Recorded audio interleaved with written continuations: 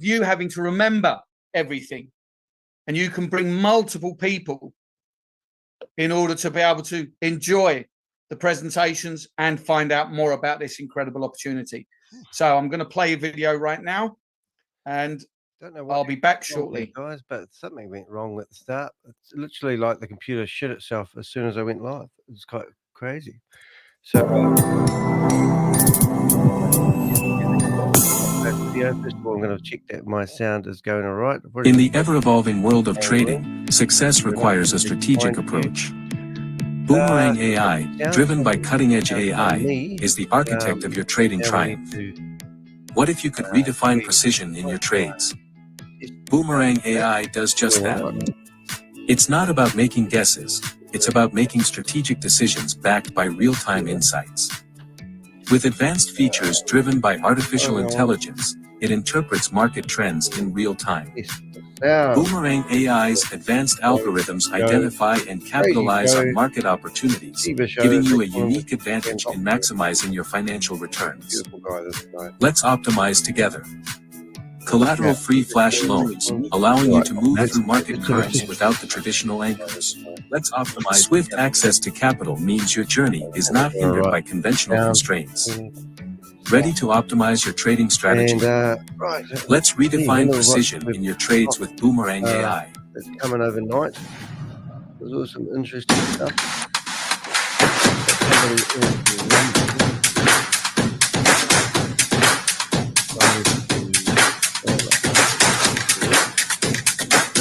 If you're following up on any of the other social media, please do like. In the intricate world of trading, achieving excellence requires more than routine tools.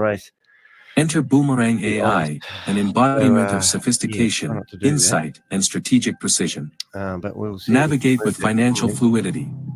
Boomerang AI introduces collateral-free flash loans, allowing you to move through market currents without the traditional anchors. Thanks to David. Swift access to capital means your journey is not hindered by conventional constraints. Boomerang AI, driven by advanced artificial intelligence, interprets real-time market trends, providing a nuanced understanding that goes beyond conventional analysis and empowers strategic decisions. Boomerang AI seamlessly aligns with your trading style, offering precision guidance and identifying opportune moments for strategic entries and exits.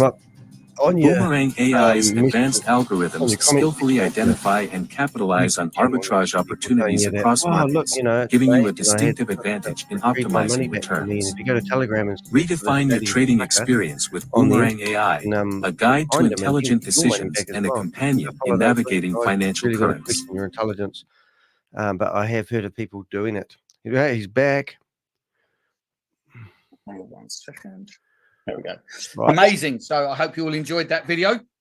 So now let's begin the presentation.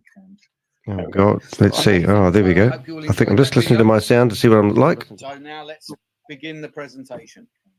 And my screen is visible. Oh, there we go. Yes, it is. Great. That's awesome. All right, Okay. sound is good. Just gonna make sure we don't lose any. Oops, connections now. All right. So tonight I'm here to present to you I'm sure you Affiliate are. Marketing 2.0, brought to you by Yeah, good morning to We Are everyone All in the chat SATOSHI room. Good to see you and guys in here. partnership with Boomerang. Now, I've been part of the affiliate marketing industry for almost 20 years now, but always been in the traditional market, in the traditional physical business world, never in the crypto space until the pandemic, until we were in lockdown. Gonna be That's a when bit I was jumpy. first introduced to the affiliate marketing world within the crypto space. But up until then, my experience within the affiliate marketing world had always been with traditional affiliate marketing companies. Oh, really? And it is in those years But Joe wouldn't have heard anything that about I this have affiliate developed marketing until Shavez passion for this industry. repurposed. We are Because all my SATOSHI. understanding of what this industry has done for people's lives Oh my God, it's over the last amazing. 100 years, Oh, and affiliate marketing has been around almost that long. If you think so is Ponzi schemes. Avon has been around probably around 130 years, and they've been an affiliate marketing company for at least, I would say, 70 plus years. Oh my God, really? Some of the biggest and most successful gotta be companies big, in the world gotta be have been big, around as big affiliate blue scanner. marketing companies Hey, Joe. for almost a century. So this industry works. The This affiliate industry marketing works. world works. Not what you do for your country. It's what you do for your people. And I have never wavered in that belief, because Never I have bet. seen It's part of people's religious lives cult. You've got to have a change. belief and a hope in this platform stuff. But too. within the crypto space, Yes, the crypto space. it has been so badly abused. Abused. And we have all That's what power seen does, isn't it? shiny new projects come along, Oh, promise so Promising. much, and vanish almost just as quickly as they appear. yes. Well, affiliate marketing 2.0 is here to shine, to buff, and make the affiliate marketing industry sparkle all over again. And we're doing that by being a product-led backup company. connection set up, guys. Now, what's happened to me? Are we going to settle down here? Sorry, there we go. So this is the man behind This is We're the All chief SATOSHI. scammer. This is Shavez. Now, Shavez has got a long-term vision for this company. And that vision does include every single person within this community. And the vision is to take us on a journey. A journey of financial success by bringing us products that work, products that deliver what they promise. I want to know. Products that we can trust. So that when we wake up in the morning and we're thinking, who can we share this opportunity with? That's right. We know that we can share it with confidence. We know that we can share it with pride. And Chavez's long-term goal, didn't get me then, the community and the company, is to give power back to the community, secure liquidity, and ensure sustainability through 140 years of mining journey. 140 years. This was our first product, our flagship product, which we were so excited about back in October, November of last year, because this was giving everybody a second chance to take advantage of Bitcoin. Crazy. Bitcoin launched 15 years ago. Most of us walked right on past. Yep, certainly did. Didn't even think about it. Nope. Probably didn't even know it existed for the first 5 years. Nothing. Because we just weren't operating in that space. We weren't open to the idea of something like that. But in that 15 years, you need support, Bitcoin has become a monster that has created $1 trillion meeting's all about today. It's giving that people has support changed that have been abused by more lives than almost any other industry in the world. But what good is that to you 15 years later? That's right. It's not like you can buy a couple of thousand Bitcoin now that it was when it was only 30 cents or even $100. It's way too late for that. Way too late. Well, that was the case. We've got 333 people in here who don't really give a shit. Because what Shavez has done is he has recreated Bitcoin. Bitcoin code is an exact duplicate of Bitcoin in every way, but built with 21st century technology. And that means that we have an EVM compliant blockchain. And that means companies can launch their projects using our blockchain. that can't be done with Bitcoin. To the wee. We mine using these beautiful, stunning NFT miners that operate online 24 hours a day, 7 days a week. Unlike mining Bitcoin, where you need extensive electrical equipment that uses thousands of dollars of electricity every month and takes up a good portion of your home.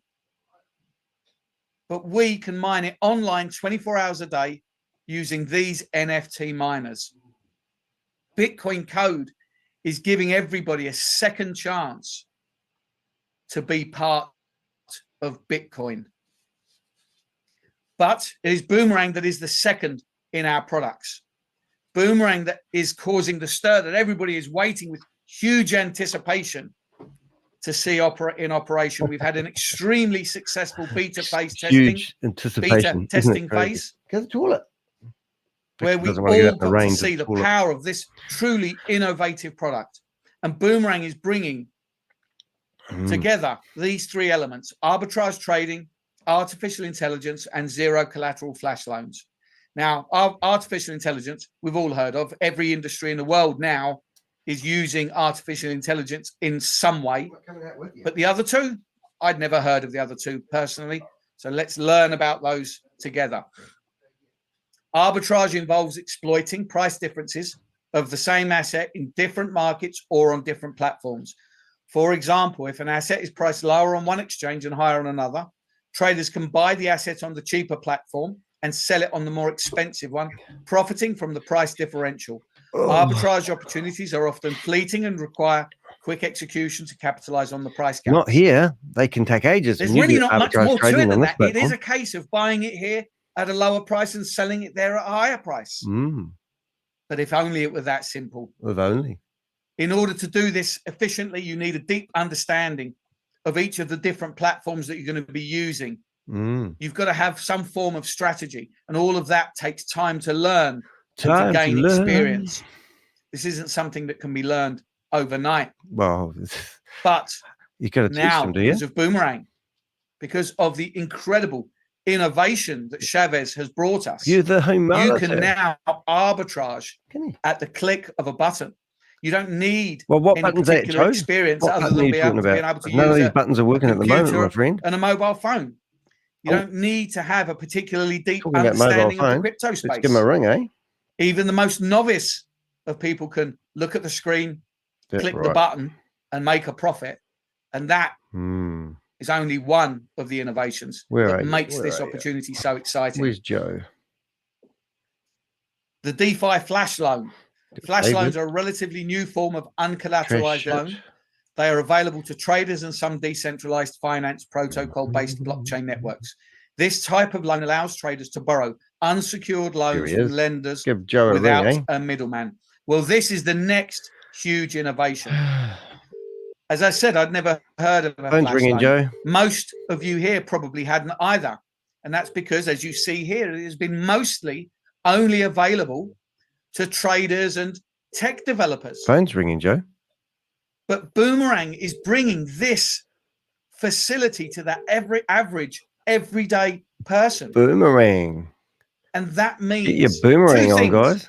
Firstly, you no longer need to trade using your own capital. Oh my God, you can use somebody else's. That in itself is huge. Secondly, you now have access to tens of thousands of dollars of liquidity for the purposes of trading. Now, you can't withdraw these funds and go and have a fancy meal. Oh, no. These are assets we all like fancy meals that you have purely for the purposes of trading. But imagine everything's imagination. Imagine the profits you can generate when you are trading risk-free. Oh, Joe, you're not picking your phone up. When a flash loan has been issued, the smart contract rules ensure that the borrower pays back the loan before the transaction ends. Why don't you just if this fire condition up a isn't met, connection the and smart show us, contract reverses the transaction, and it's like the loan never happened in the first place. And this guarantees the safety of the funds in the reverse pool. You see, it's called a flash loan because you use it, bish bosh, in a flash. Yeah. Is there any announcements? Let's have a look. But actually, it's a credit limit. Just like when you have a credit card, you have a $5,000 credit limit. You haven't borrowed that money until you go out to dinner, for example, and you pay for the meal. That's the point when it becomes a loan. Now, in the case of a credit card, you usually pay that back off at the end of the month. But here, with a flash loan, pick them up and throw them outside. Because of the innovation of the smart contract that Shavez has written and the partnerships with the liquidity providers that we have, the flash loan is repaid within that single transaction. So that means that this is a flash loan that lasts only maybe 30 or 40 seconds. So let's see this. Let's have an explanation of that here. So let's say you borrow 10 Ethereum and you take that 10 Ethereum and you buy your undervalued crypto on exchange A. You then move it to exchange B and you sell it for 11 Ethereum. In the finalizing of this transaction, the flash loan is repaid. Indian Prime. Of 10 Ethereum. And that leaves you with 1 Ethereum profit. And this is where the next incredible innovation comes in. Because where do these profits go? If you were on any other platform, these profits remain in the control of that platform. That's right. So when you've got a couple of $1,000 and you go to withdraw, you'll put in the request to withdraw, and then you've got a fingers crossed, eyes crossed, toes crossed, legs crossed, anything else that you can cross. I'll try to read out a announcement. They will let that go. They will release those funds. Some will release it straight away. Most you've usually got to wait 2 or 3 days. Sometimes you've got to wait a month because they don't carry the liquidity. There are currently some API dependencies unfortunately, that have not yet been resolved. The team is working intensively to fix this issue. Shavez will inform us immediately once a breakthrough is achieved. Let's start that again. Here we go. There are currently some API dependencies that have not yet been resolved. The team is working intensively to fix this issue. Shavez will inform us immediately once a breakthrough is achieved. Shavez and his team continue to face significant challenges and are working tirelessly to overcome them. We receive regular updates from him and his team, which shows that they are continuously working to get everything up and running. Please be patient. Technology always brings new challenges, especially with new developments. We ask for your continued understanding. Right. So that sounds stupid. That's their announcement today, just to calm the farm. So I've just chucked that into ChatGPT while Joe's raving on. So what I've actually asked ChatGPT is just to break down every part of that and tell me what it means. This message is providing an update on the current status of an ongoing technical issue related to unresolved API dependencies. Here's a breakdown of its key points. Unresolved API dependencies. The project is facing issues because certain dependencies between APIs, application programming interfaces, have not been resolved yet. These dependencies are likely crucial for the system to function properly. Okay. Intensive efforts. The team is actively and intensively working to resolve these issues. This suggests that the problem is significant and requires considerable effort and time to fix. Communication from Shavez, presumably a key person on the team, will notify everyone as soon as there is a significant progress or breakthrough in resolving the issue. Ongoing challenges. Shavez and his team are encountering significant challenges but are putting in continuous effort to overcome them. This implies that the situation is complex and not easily resolved. Regular updates. The team is providing regular updates, which demonstrates their commitment and ongoing efforts to solve the problem. Oh, there you go, guys. For peace of mind. The message emphasizes the importance of patience, acknowledging that technological developments often come with unexpected challenges. Understanding and support. The closing note is a request for continued understanding and support from those affected by the issue.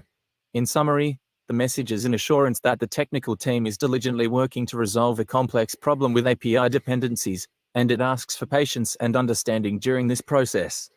Well, there you go. You heard it here first, ladies and gentlemen. They're asking for more understanding. This is, I think, day 81 of failed launch. So more. And we have got news to hand that there's only $126,000 left in the master wallet address, the Boom fund controller account, which there has been we've seen up to nearly 6 million, and we've watched $5.6 million be transferred over at one time. But now they've decided to clean out the coffins and get out as much money as they can. So I'm just having a look at that at the moment. And let's see when the last person was. Now, we've come up with some interesting stuff, which I'll show you later, a theory that I think is very feasible. But we'll go back to Joe in case we do miss something. We don't want to miss all the bullshit he's spewing out of his mouth today, do we, ladies and gentlemen? The message you'll get back will be... Is completed. Website is refreshing. Let's see if we can do another one. And it was USDT. Let's put in 500. If we can do a 500 trade. Submit. And we click here, USDCE. Let's see if we can have another one in the same pair. Pixels coming from outside. 1.07. Go jump and get Say confirm. Wake her up. You're a wet dog. Waiting for the confirmation from MetaMask. Confirm. Smells like we lamb. Now again, All right, buying what have we got here? loan, I've been crypto on missing one the exchange, comments, haven't I? send it to another exchange, selling it there, paying back the flash loan, Danny. and sending the profit. If it happens, you get a message. Right. Well, we don't think we need to listen to this. So let's just Or go through when some of it's the not happening. questions Yeah. while off for a second and see the German chat is going crazy. But maybe we do a news update. Headlines today from Avenger News. I'm Danny DeHeck, the Crypto Ponzi Scheme Avenger. I'm the correspondent reporting news live.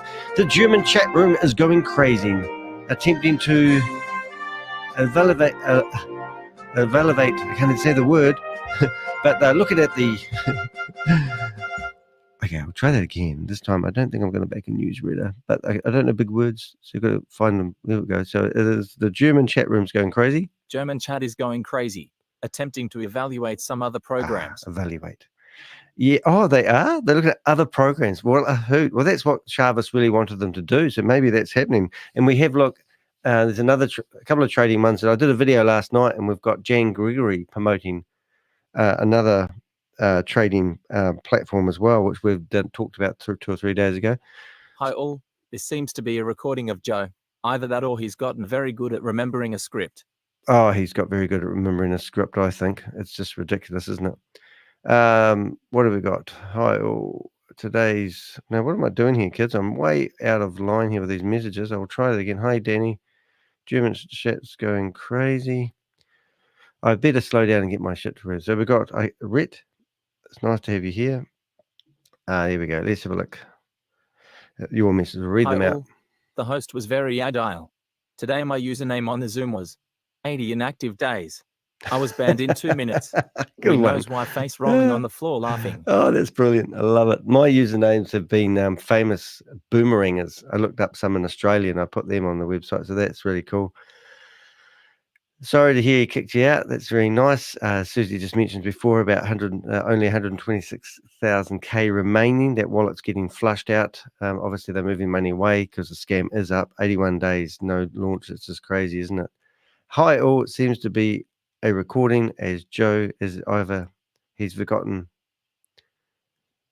either that or he's gotten very good at remembering the script. Yeah, no, he's pretty impressive at reading this off at the moment, isn't he? He's just he is doing very, very well. What else we got here? Susie said at its peak, that Boomerang subscription address had over $5 million in USDT in it. Wow. And then we've got, is it Ret? Is that how we say it? Ret? No worries, Susie. Just testing disgrace. Yesterday, she changed my username. It was when they changed to I am. Sometimes I write short messages for Hungarians. For those messages, Grace is blind.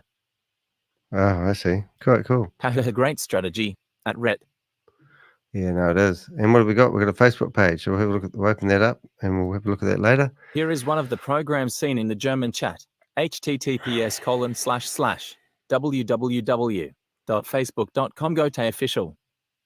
Sorry, we're a bit jumpy on that, but I think you get the gist of it. Thank you for your comments. It's really good. Let's go back and listen to Joe. I'm opening up that Facebook page. I'll keep an eye on that. Let's go back to Shiba Joe. Where are we? Built-in microphone. Don't need that. We're going to take that one there. That's right. Complete. So let's see if join. Do All by yourself, you're a basic subscriber. When you bring someone in, one to the left and one to the right, and everyone has a license or a minor, you will now have access to the rest of the compensation plan, and that's recorded in February. The introducer kickback. Subscribers can earn 5% rewards as introducer kickbacks for referring unlimited subscribers, and this is from the third paid subscription that you sponsor directly. introducer kickbacks on Unfortunately, repurchase. 5% rewards are given when all personally introduced subscribers repurchase. And Susan Goldsmith, Check match bonus. if you sponsor one anyone's got her subscriber to the left phone number or and one any contact subscriber details on the of her, I'm right, still after directly her. you will qualify to receive a check match bonus of 10%. And obviously check the match chat bonus has is not been limited opened, on a and daily there's basis to $360 $300 people in the until room you at the rank moment. up.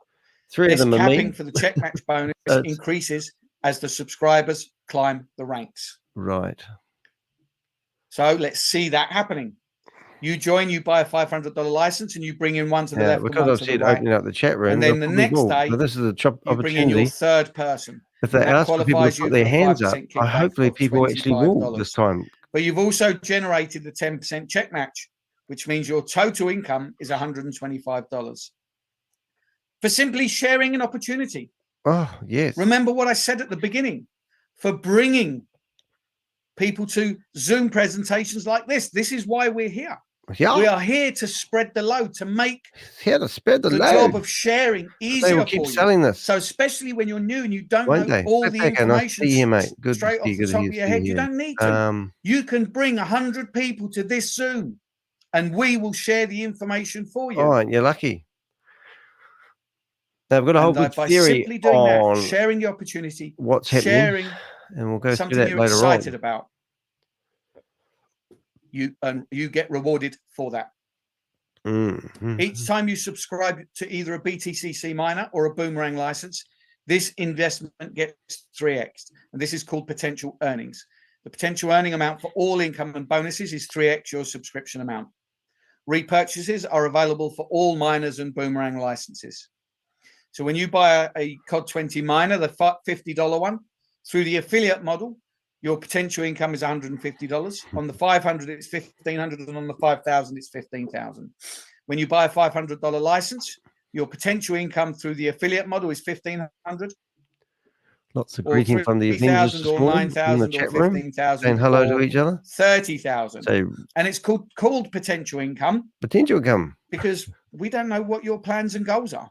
Oh, right. If you're here just to be a passive observer and mine by yourself and trade by yourself, God, he makes you so that's okay. That's not a problem. But then this will remain as potential. Don't put your hand up and ask a question. But if you're here, ask when are we starting? Already with an idea of how you want the next 6 months of your life to change compared to the last 6 months. God, I hate when they say that. Is this really life-changing by stuff, simply Joe? sharing the opportunity and teaching people the opportunity. It was life-changing stuff. Then why are they coming out with new products? You just need the one program, you invest in this and you're good for the rest of your life. Boom. But no, they're telling you that they've got more new products coming out all the time. So it's really exciting. Back to Joe. For your efforts in growing the community.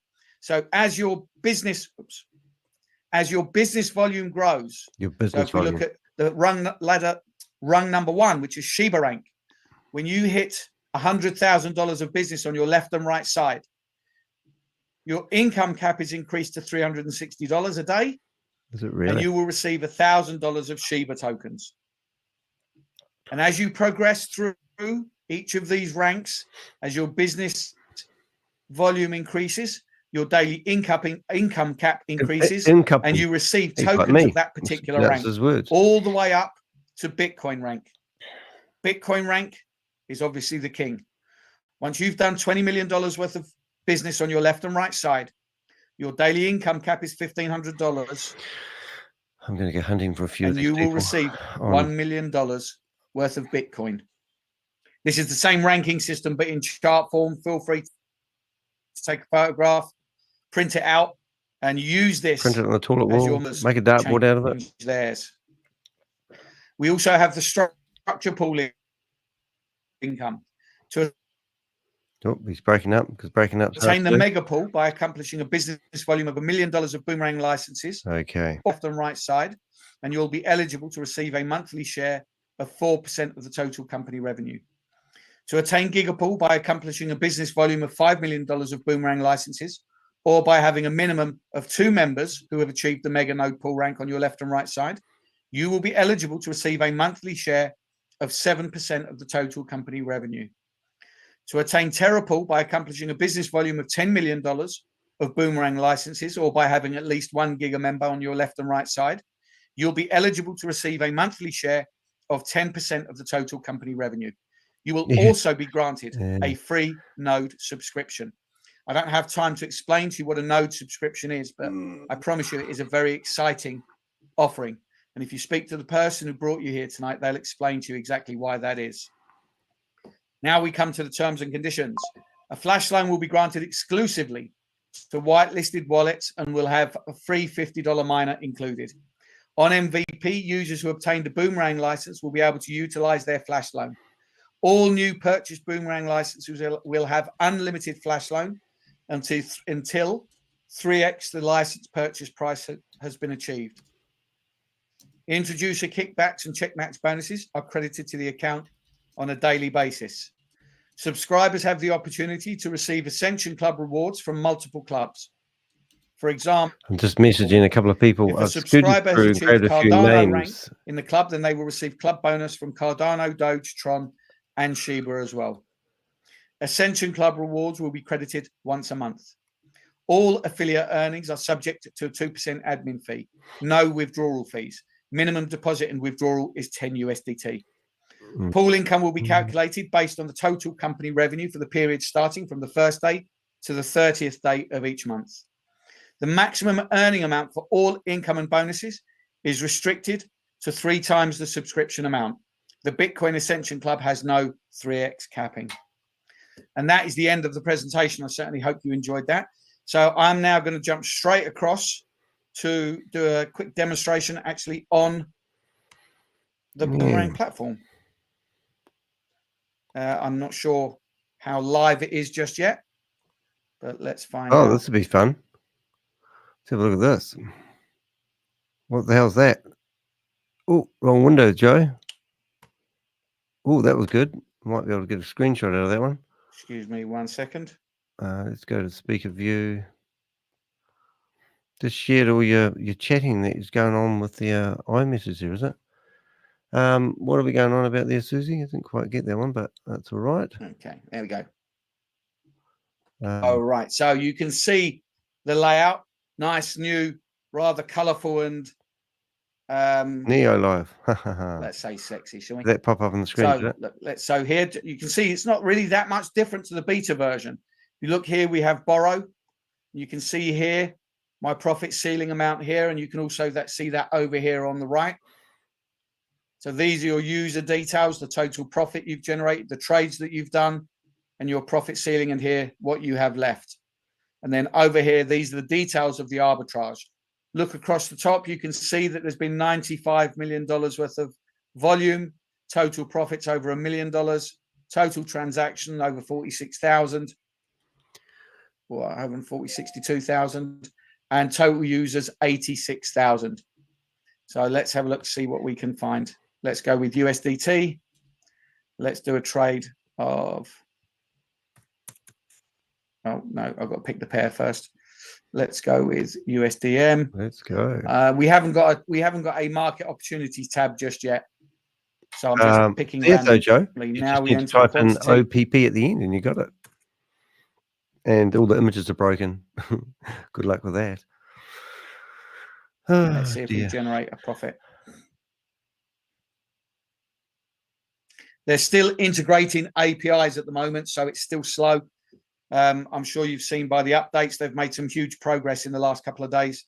So we'll be expecting further 24 hours last time, Joe. What happened? Either later today or tomorrow. So that doesn't look like that's going to happen. But that's okay. You've got to see the platform. Let's quickly refresh. Morning, Richard. Sorry about waiting you out last night when you were sleeping.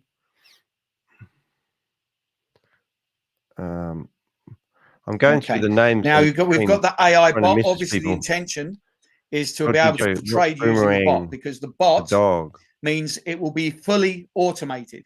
So you'll be trading all day long, every day, while you're asleep, while you're eating, while you're on the bus, whatever it is you're doing. You must have that set up. So you can click on the bot, and then you simply select a value of trade.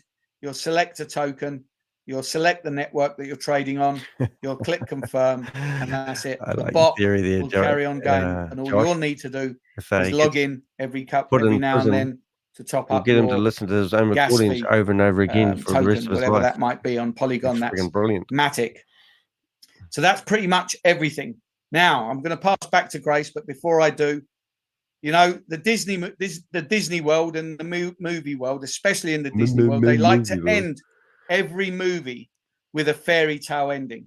Is that right? Because it's a feel-good factor. Because it leaves you wanting more from the movie. Okay. Well, I believe that this is our fairy tale ending. We have been through so much. You haven't ended yet. Over the you last might have few ended. years. They ran off with the money. As I said at the beginning, we've seen many shiny projects come and many rusty projects.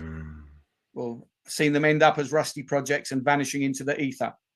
But I believe that we are here at our Disney movie ending. Back to you, Grace. Oh, that's just perfect. Thank you so much, Shiva. That is excellent. That platform is sleeker. It is lean and mean. Very, very sleek. That's the word I was looking for. Sleek.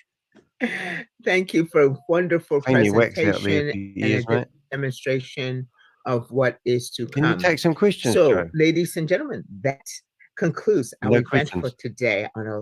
It was so great to see you today and all the newcomers and anybody No one gets any questions who was invited today and invited people today. So thank you for that. Don't forget them some hope. Now, the newcomers are anxious to get with you who has invited them as well. I'm sure that you're anxious to get back to them so they can thank you and you can go ahead and get them started and on their way. No questions. Being part of this. What a waste of a presentation. I could just put that in a recording and leave it on the YouTube channel. We look forward to the next time that you can join us, and that is going to be this evening at US Prime Time, as well as tomorrow. Put a hand up on one. Raise hand. Prime Time and that's US me. Prime Time. We look forward to seeing you there. Thank you. I put my hand up. The recording has stopped. Questions? People put their hands up. I put my hand up and it's been put down. I look forward to reactions. Giving you back your hand. the rest of your day. And I put my hand up and she's just going to cut it off. Unreal, isn't she? So they put me in the waiting room because I put my hand up. So I'm going to put my hand up again. And you watch. We'll see you again soon. Raise the hand. Turn the camera on. You can't turn your camera on.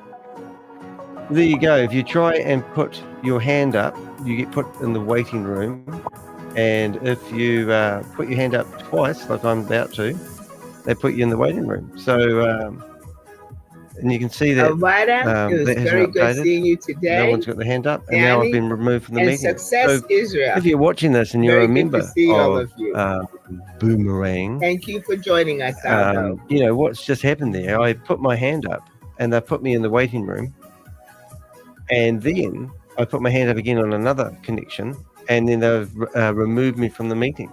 So you're not allowed to put your hands up, and you notice there's no one else got their hands up, and if they are, they'll be having the same treatment.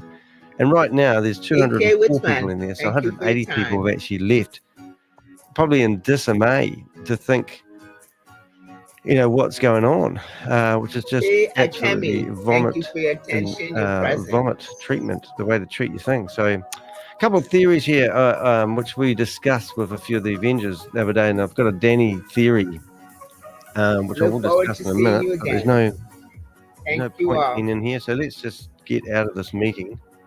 And we'll stop sharing this window here and we'll go back to my Boomerang support window. So if you are a Boomeranger and you're hoping to get some more information about this company and you may be on the fence and you may be actually hoping that this is actually going to take place, the host has ended the meeting. So there you go. That's it, all over. Gone burger. All right. So we had 22 votes overnight. And I said, are you a victim of We Are All Satoshi and Boomerang? And would you believe we've got 59 people that said yes. So we want to hear your story and we want to actually help you guys. That's what we're here for. But I would like to actually just end that poll and let's see if we got the stats up there. So yeah, 59% of people reckon they're a victim. It's just it really is sad to hear that. But thank you for telling us and thank you for voting that. And we are here to actually help people. So I'm going to share my window, and I just wanted to go through and show you some things. So let's get rid of that window there for a start. Now, I've been watching, we watched this master wallet address. This is the main Liquidity wallet for, I haven't logged in. That would have been a great idea to log in, Danny, before we started. I'll just see if I can do that on the fly without it being a painful exercise. Why isn't that connected, Danny? Probably not that important, but I'll just see if I can do it without it being some reason my password tool is not working. So let's see if I can open that up. The extension has been turned off. Oh, turn the extension back on. That might help. Right, let's turn it back on. Let's see if we go back there again and we hit refresh. That may help the little web program. Right, so I got a theory here that might blow your socks off you. Now, when I was following Hyperverse, they couldn't get their money out of the platform, and that's very much the same as to what's actually happening right now to We Are All Satoshi. So you've got all these scammers out there that have sold information, been paid money to their back end and the like. I can't get in there, unfortunately. Oh, hold on, here we go. Might be able to connect the wallet. I'll just keep trying this for a second. Tron, connect. Oh, I don't even have a Tron wallet. What's happening there? 1 minute. No, I don't have that wallet. Install right now. Don't have a Tron wallet, but I should be able to log in. But my system is not doing what it's meant to do. I'm actually going to forget about that. But anyway, so let's go to this wallet. Currently, we've got $127,000 in here. And every day I look at this and I go through here and I go, oh my God, more people are putting money and buying things. So if you looked here, right, 11 minutes ago, somebody theoretically bought a license, a Boomerang license. And 14 minutes ago, somebody else bought a Boomerang license. And then you can see $51, 500s. And 3 hours ago, you know, over the last 24 hours, they probably brought in $15,000, right? And you can also see that they're still taking money off the platform. And you can see this because if you go to the out section, you can see $125,000 has been taken out, $107,000 has been taken off the platform and transferred into what I call gold bars. Now, this is what I think they're doing. I believe that when they give you all these backenders in your back end of WAS, you can convert your money into USD Tether. But because the bridge has been down for, how long has the bridge been down for now? If I go to Tron and I go to the BTCC bridge, you'll see that this is theoretically all broken, which it is. And if you go back to the last transfers, 149 days was the last time anyone managed to get any money off the platform. So where is this money coming from that they're buying these licenses with? Well, I believe it's coming from the people within WAS, and they can transfer their money into USDT, and then they can use that money to purchase Boomerang licenses. So I'm assuming they're doing the same thing that they used to do with Hyperverse. Now, Bitcoin Rodney's been incarcerated. He's in prison at the moment. And one of the things I've got him for is money laundering, because he was using his HU and his HVT dollars to create accounts within Hyperverse. And then he was selling them to people, and people were paying him cash for doing so. So I'm trying to think, why do these guys, after 81 days of failed launch for Boomerang, they're still members of We Are All Satoshi, and we're still seeing sales coming into that platform. But I thought this was fresh USDT, which is what they really want to keep the scam going. But if these transactions are actually coming from within, then all we're looking at is money being moved around inside the same casino, for the use of a better word. And they are probably, most likely, creating accounts for people who are new to the system, and they are setting them up for people, and then they're probably taking a backhander.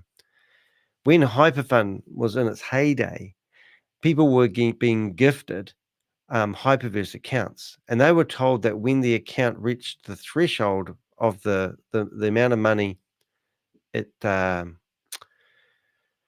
it took to set up the account, they needed to pay back the person. And a lot of people didn't realize, well, a lot of people didn't try to take their money out. They were so fixated in the back end of their back end of WOS, for example, that when they couldn't get their money out, they just believed that they would be able to get their money out. So basically what a lot of people might be doing is they may be looking at the back end of their We Are All Satoshi back office, thinking that they are secretly rich and they're accumulating wealth. But the same thing will happen that happened with Hyperverse, and everyone just gets the rug pulled, and all the money and all the mechanics behind it just get washed out. So that's why a lot of these guys are telling you that when you go to the Boomerang website, that you shouldn't. So if I go back to the Boomerang website here, so I'll just bring up a browser window. That's me. And let's go to the tester. So we go to tester, the tester wallet. Now I've forgotten. So this here, the other day we informed their website development team that when you put the website into mobile mode, you actually got a different navigation bar, and you got the old one, which is really funny. But in the meantime, they must be watching our videos. Thanks very much for watching. Hope they subscribed, and hope you subscribed as well, ladies and gentlemen. So if we just go back to this, we just / type in API. Now I've forgotten what it is. I think it's subscribe. But here you can see they've still got the marketing peers. So my point is that they want you to they don't want you to subscribe from the website. So from memory, I think it might have been, hold it, I'll get this right. I can't spell the word subscribe. Isn't that horrible? Let's have a look. I'll just put it, I've got another way of doing it. YouTube is, no, that did not work. Okay, YouTube, YouTube is, there we go. So but I think it was subscribe at the end. I should bookmark it. Well, I might have done actually. Not that I need it to prove. Ah, boy, I'm good. Right, so here's the licenses that are still active. And because people are purchasing directly, they're bypassing the WOS or the We Are All Satoshi platform. So what they want you to do is set up a We Are All Satoshi platform, buy your left leg, buy your right leg, and then go and purchase a Boomerang license, and then they will give you support, which is ironic, isn't it? However, people were told they could go and purchase directly. And then when people come on the chat rooms, like we saw Chantel the other day, she was trying to probe their brain into thinking, where did you sign up? And it was so funny. So, yeah, I don't know if I'm making it clear, but I hope I am. But the money that we see coming in isn't necessarily coming in as fresh USDT. The money could be coming in from the multi-level marketers creating accounts for people. Now, if that is true, then maybe you have had an account created by somebody else, and maybe you got given your username and password that somebody would have created a structure for themselves, and then they would have handed you that. If that's the case, the transaction hash, did you pay any money to anybody? If you give that to the Avengers, we can actually track where that money went, because we've got some very clever people in the chat room right now who will actually be able to track that money and see whether it went into somebody's private wallet or it actually went into WOS super wallet address, not the one we're looking to, because there's many of these wallet addresses.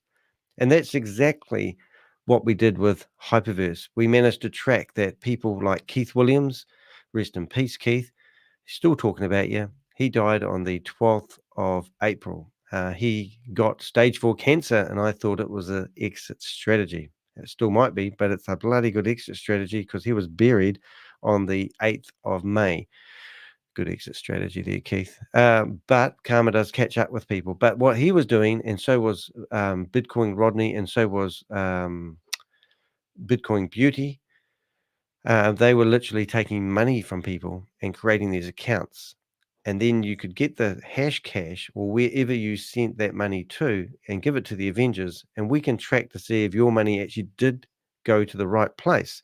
Because if it went to one of the presenters' wallet addresses instead, then we know that this theory of mine, which is rinse and repeat of what happened with Hyperverse, could actually potentially be true. So the good thing about that is the money that we see here. So when you're in the back end of We Are All Satoshi, you can transfer their WAS token into their USDT, but you can't take that money off the platform. However, they are coming out with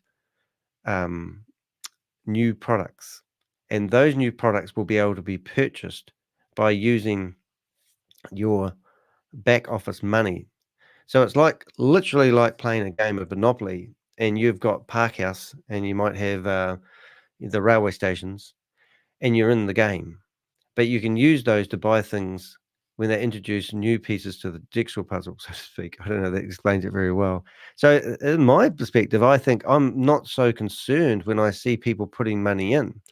Now, another theory about this money is they know that we watch this wallet address because everything is, what do you call it? Everything is on the blockchain. So we also believe that they may be putting the money in here themselves because it will just incur a gas fee, or I'm sure they could just manipulate what you see here. Now, we have actually seen up to $250,000 a day coming into this platform, and that was 82 days ago because it was just before they were going to launch in Dubai. And that is the disgusting thing about it. And we have actually tracked over $140 million coming into the system. But when you know the dirty tactics, it's not rocket science, ladies and gentlemen. It's just the same shit, but a different day. Now, I did get given this wallet address here. It's called Go ATAI Financial Services. This is what they're listed to. And I was just looking at their, what do we call this thing? Their page transparency in Google and currently, sorry, in Facebook. Currently, there's no adverts. But if you ever want to figure out who these people are, you just click on their About Us page, and then you can go down to page transparency. Now, I don't know why this has changed, but it tells us that this page can have multiple admins. They may have permission to post content, comments, and messages on the page. When you used to go into page transparency, it would tell you what country the admins are in, but they don't seem to do that now. Now, I don't know exactly what I'm looking at here, but I presume this is another AI bot system. I have no idea, but if I aren't mistaken, I wouldn't be surprised that there's going to be many things. Last night I did a video. Yes, I don't really know what I'm looking at here, but I could go back and have a wee look and see why I got given that link. Let's have a look. Here's one of the programs seen in the German chat. Oh, right. So the German chat people are so up in arms. You want to go watch Rob's video about the conversation that's going on in the German chat. But the German chat have gone through the blockchain, looked at the transactions, and decided that these guys are just full of shit and told everyone not to invest in anything else until they launch, which is quite interesting. But something more interesting is the fact that I actually managed to go through one of the transactions, and I've also I've tagged everyone. So this one here, this should actually be all tagged if I look at this correctly, and it is. So this is one of the transactions that the German chat people have decided to go through and sort of make an example of whether this is true and genuine. Now, to me, this looks like just a wicked smoke and mirrors transaction list, but this is a successful flash loan, and basically it worked. But you can see here they started with 1651. Now, I used to be able to talk you through this in 9 lines of code. But what it literally looks like, what they're doing is they're buying, selling on different exchanges all the way through. And you can see it's going through multiple smart contracts, And what it actually means, well, it means absolutely shit nothing all, really, because it's just a line of tricky code that's too complex for anyone to make money. But at the very end, it comes back with the same amount of money, $16.52. So no profit there for anybody. And also, it's not paid out to anybody. But what it did do is it incurred a gas fee of 19 cents. So you would be paying for that gas fee. So this is what they've alleged is a proper trade at the moment, doesn't make any money, but incurs quite a big gas fee. So don't be too alarmed by that. We've had some other things along the way, which are good to note. And I won't go into them today, but my other videos really do cover them. For example, we've got Top Trump. Top Trump did about 20 trades. He was using anything from $1 or 67 cents up to, I think, $10. And every single trade he did, he actually made anything from $800 up to $1,700.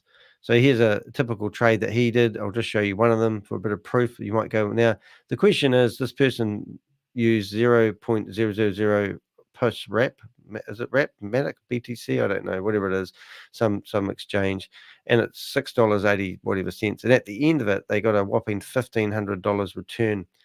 So it's not showing you that this is arbitrage trading, ladies and gentlemen. This is showing you that the profit margins can be manipulated. And this particular person figured out that their website, like we did, was generating the payouts, and he could manipulate what they actually paid out by picking the right exchange, using the right transaction amount of money, and that would actually cough out $1,500 into his wallet. Well done him. He took about $50,000 off Shavez, which is very exciting. The other thing we did is we showed you Pascal. Pascal is a dirty, disgusting bottom feeder of the planet, and he actually did multiple trades, and he got consistent trades every single time. So he knows that this is manipulated from the website code, not manipulated from the exchanges as they allege, which is really, really silly. So as you can see, these licenses are still available here. The market opportunities, which is here. And you'll see that if you looked at these market opportunities, now you were told at one point that these market opportunities go off to the market and they look for deficiencies between one decentralized exchange and another decentralized exchange, and comes back with an opportunity where you can invest. A couple of really weird things here to look at. First is we've got broken images, because this website's been made by a cowboy. This image links back to Maker X and not to their own website. So they're pulling all these images from another company. So if we just hit refresh here a few times, what we're going to be looking for is we're going to be looking for two conflicting trades. And I'm guessing it's going to be DAI and USDT. And I'll just keep refreshing this page. Every time I refresh it, the information you're looking at is actually coming from the website, not from market opportunities, which is quite ironic, really. And this is what they were working on until we exposed them and we found the test link. And then we noticed on the test link that they'd added the AI bot. Now, there you go. So here's the example I was looking for. I've refreshed this enough times.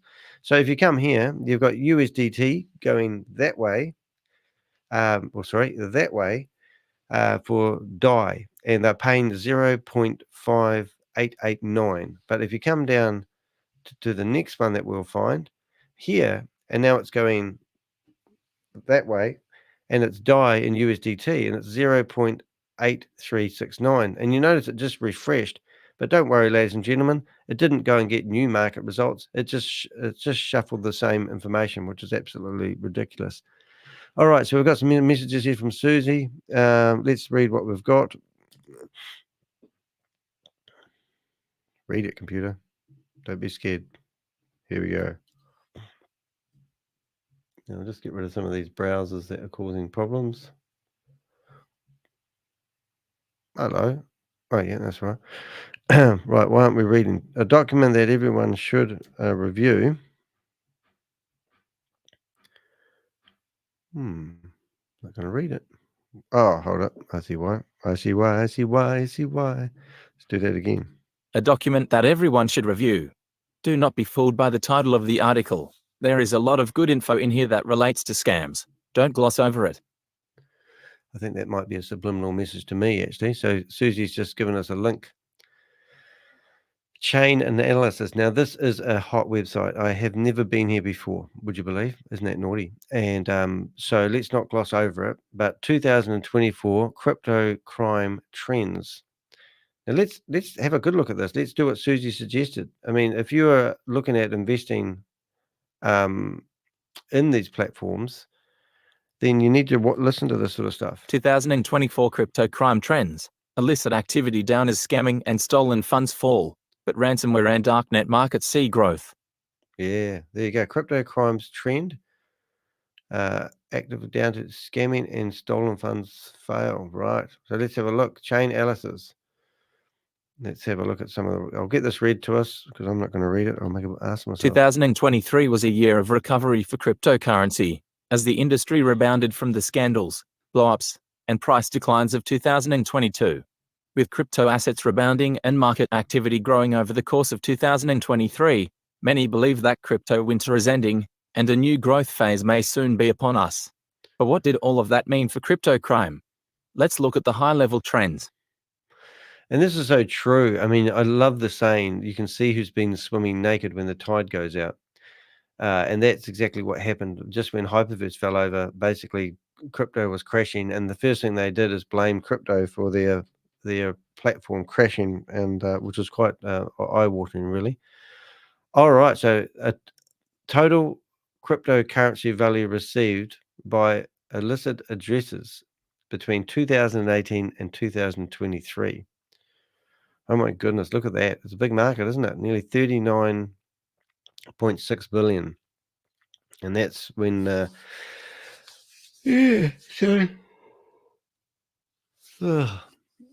illicit addresses. What's that illicit word mean? Illicit. I won't worry about that. But anyway, look at the graph. Let's have a listen and it will tell us, I assume.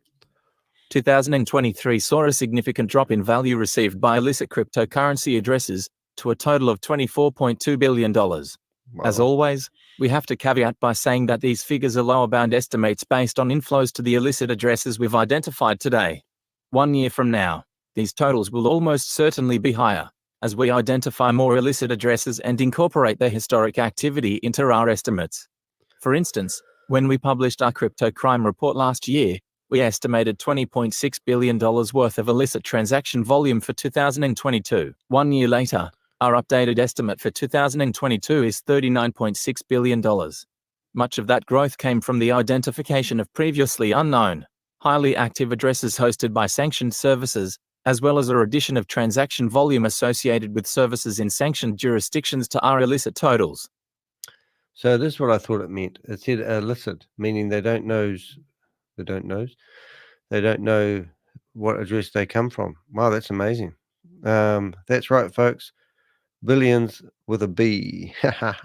Another key reason the new total is so much higher, besides the identification of new illicit addresses, we're now counting the $8.7 billion in creditor claims against FTX in our 2022 figures.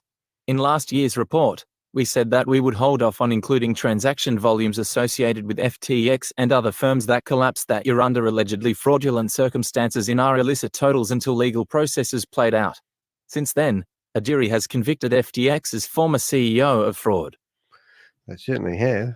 Typically, we only include measurable on-chain activity in our estimates for illicit activity. In the case of FTX, it is impossible to use on-chain data alone to measure the scope of the fraudulent activity, as there's no way to isolate illegitimate movements of user funds. As such, we believe the $8.7 billion in creditor claims against FTX is the best estimate to include. Given the size and impact of the FTX situation, we are treating it as an exception to our usual on-chain methodology. If courts convict in similar, ongoing cases, we plan to include their activity in our illicit transaction data as well in the future. Unlawful. Thank you, Liz. Let's go, Susie. Thanks for that. Yeah, so if you like me, illicit, I'm not sure whether that's for or against when I read that in my brain, but it's unlawful. So these are, dubious transactions. All other totals exclude revenue from non-crypto native crime, such as conventional drug trafficking in which crypto is used as a means of payment. Such transactions are virtually indistinguishable from licit transactions in on-chain data. Of course, law enforcement with off-chain context can still investigate these flows using chain analysis solutions. In cases where we are able to confirm such information, we count the transactions as illicit in our data, but there are almost certainly many instances where that isn't the case, and therefore the numbers wouldn't be reflected in our totals. I think it's really important to listen to this, because what I'm getting from this is this company here has produced a report, and I don't know, the naysayers would probably say, oh, where do they get their information from? Well, even they are struggling to get the correct information. But let's say tell you at the start that this is a guide, and this is just, the data that they're getting, they are following the monies. And this is probably, percentage-wise very accurate. But, it's still very hard to know exactly how these criminals move this money around. So how big was crypto in 2023? Well, in 2023, they said 24.2 billion received by unlawful addresses. So money's been moved around. This is the new cartel. They're moving their drug money around probably in crypto. Which is quite a lot. Now, the reason that's quite a lot is because crypto actually was down in 2023, really, wasn't it? It's just started to grow, get up to, all-time highs now again. I think crypto Bitcoin's $70,000, which is pretty amazing. I don't know what it is today, but near enough. Estimated of illicit transaction activity do not include sent funds to addresses where identified as unlawful. Funds stolen in crypto and hacks. Well, that's interesting. So this isn't estimated. Does not include. Do include. Oh, okay. Do include. Oh, it does not include. Oh, here we go. So estimators of unlawful transaction activity do not include funds sent to addresses that have not yet verified as illicit. So what they're saying there, if I'm right, Susie, is they have monitoring known criminal addresses.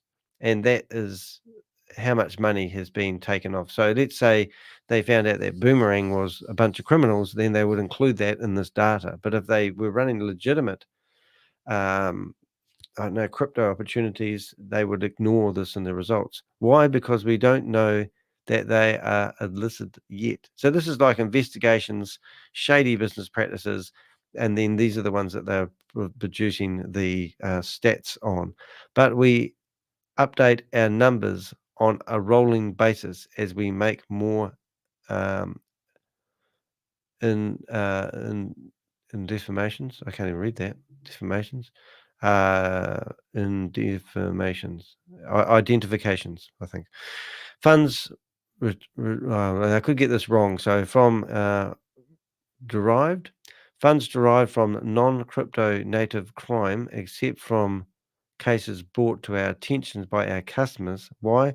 Because these transactions are impossible to identify as illicit or unlawful without more information. So this is amazing, because they're pretty thorough in their investigation of what they call stolen funds or illicit.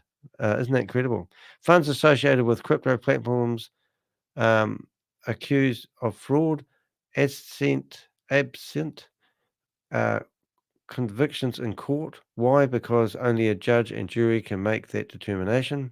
Transaction volume associated with potential market manipulation. Why? Because our research, I can't see that word, are designed to catch suspected incidents of market manipulation based on on-chain behavior, but aren't definitive. Now, what that means to me is I don't know if this is what it means, but I'll have a go. I was watching one of the scammers called Stephen McCullough. He was dumping this opportunity called Luna One, and also he had one called Apollo. And literally the liquidity volume of the day was always quite high. But to create hype, he was buying and selling his own tokens to have high liquidity, because it made stupid sense. So I'm assuming that market manipulation is when they do things like that. So they exclude that sort of data. Funds associated with crypto money laundering. Why? Because our goal here is to calculate the total revenue from unlawful activity. based on inflows of unlawful addresses. We share the total value of laundered on chain in the report money laundering section, calculated based on the value sent to unlawful addresses to off-ramping services, including money laundering. Totals here based on outflows would effectively double counting, right, and artificially inflate the estimates of non-chart criminal activity. So this is actually very, very cool, because what I see here, guys, I'm just trying to get some chat room doing what it should. Right, hold up. Now we'll just ping that up. 1 second, please, caller. Just get my real chat room in place.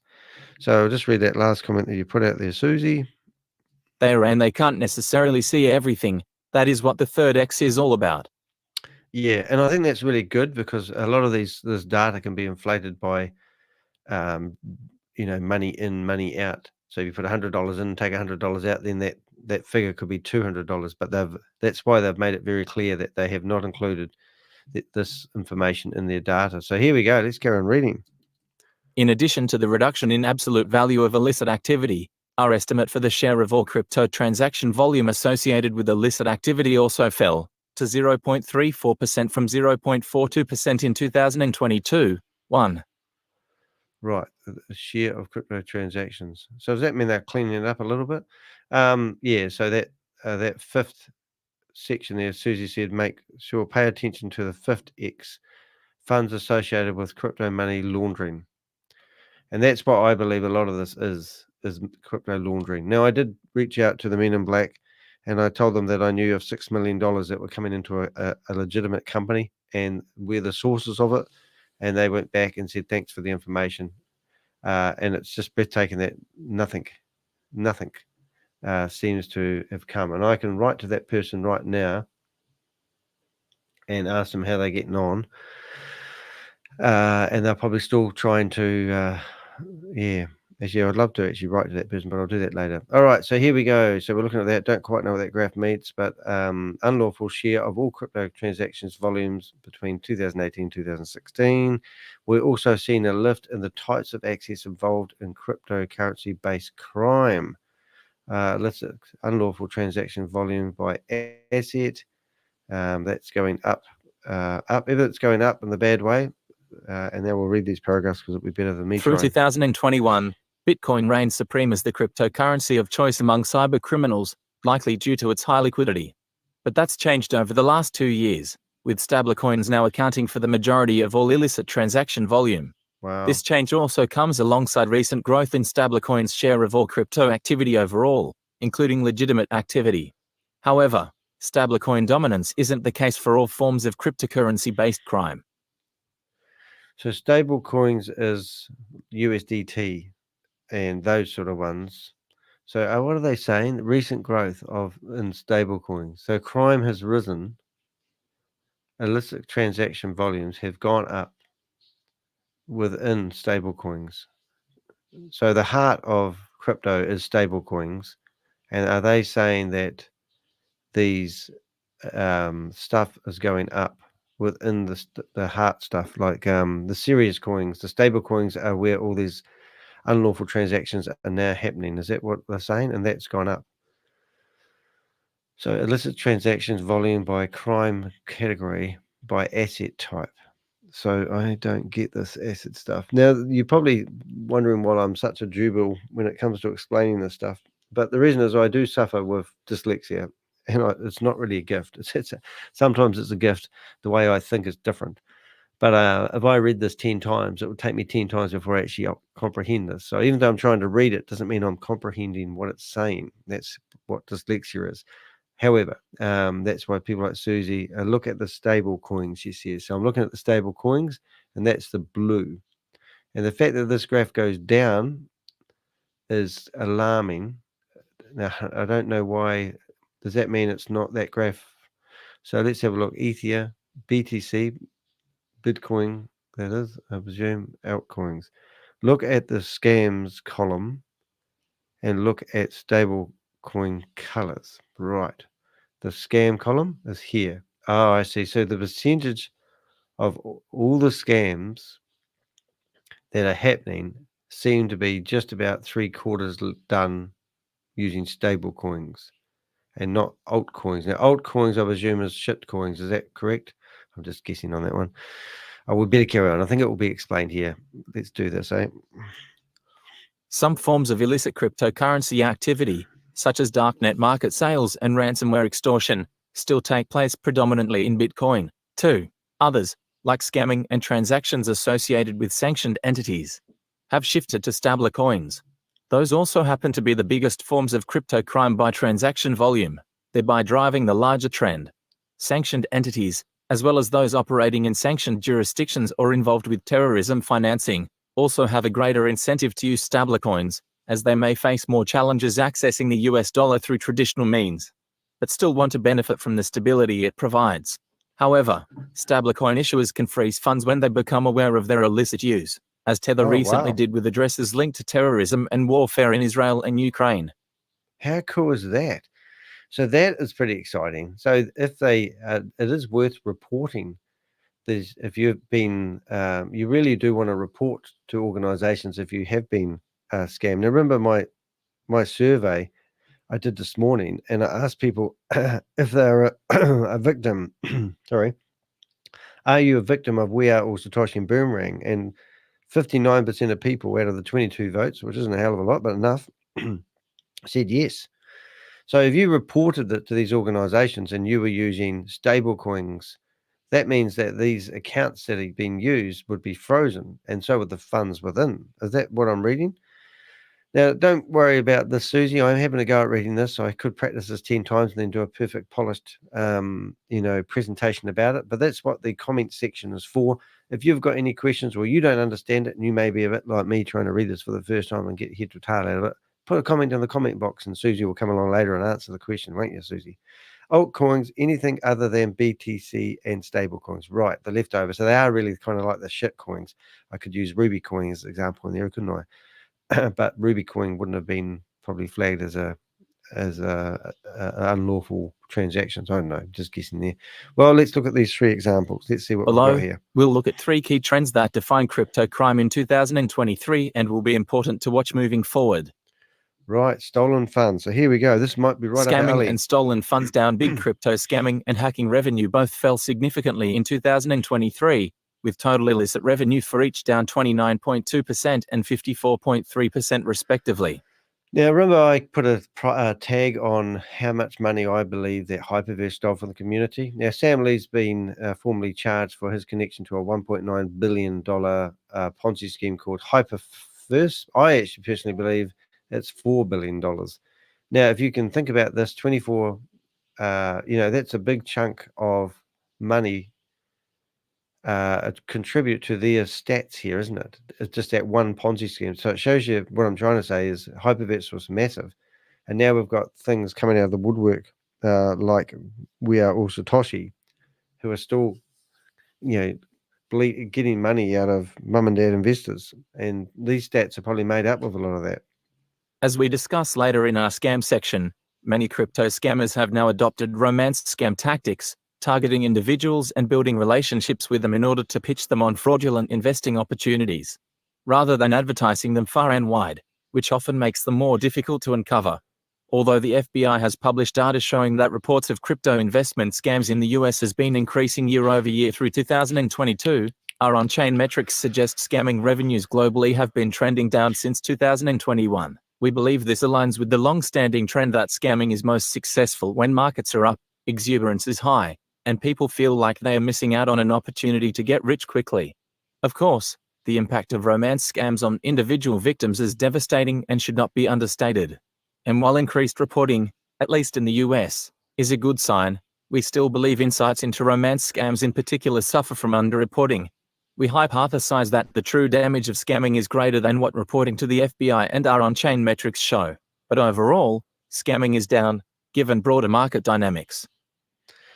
Yeah, I suppose, reporting these, like the romance scams, I mean, I talked to the IRS and they said that when anyone in the office talks about Ponzi schemes, their instant knee-jerk reaction is no one held a gun to their head when they handed over their USDT to get involved in one of these platforms. So the romance scams, they were literally asking me to put together cases where they would investigate, and I had to put them in real simple terms.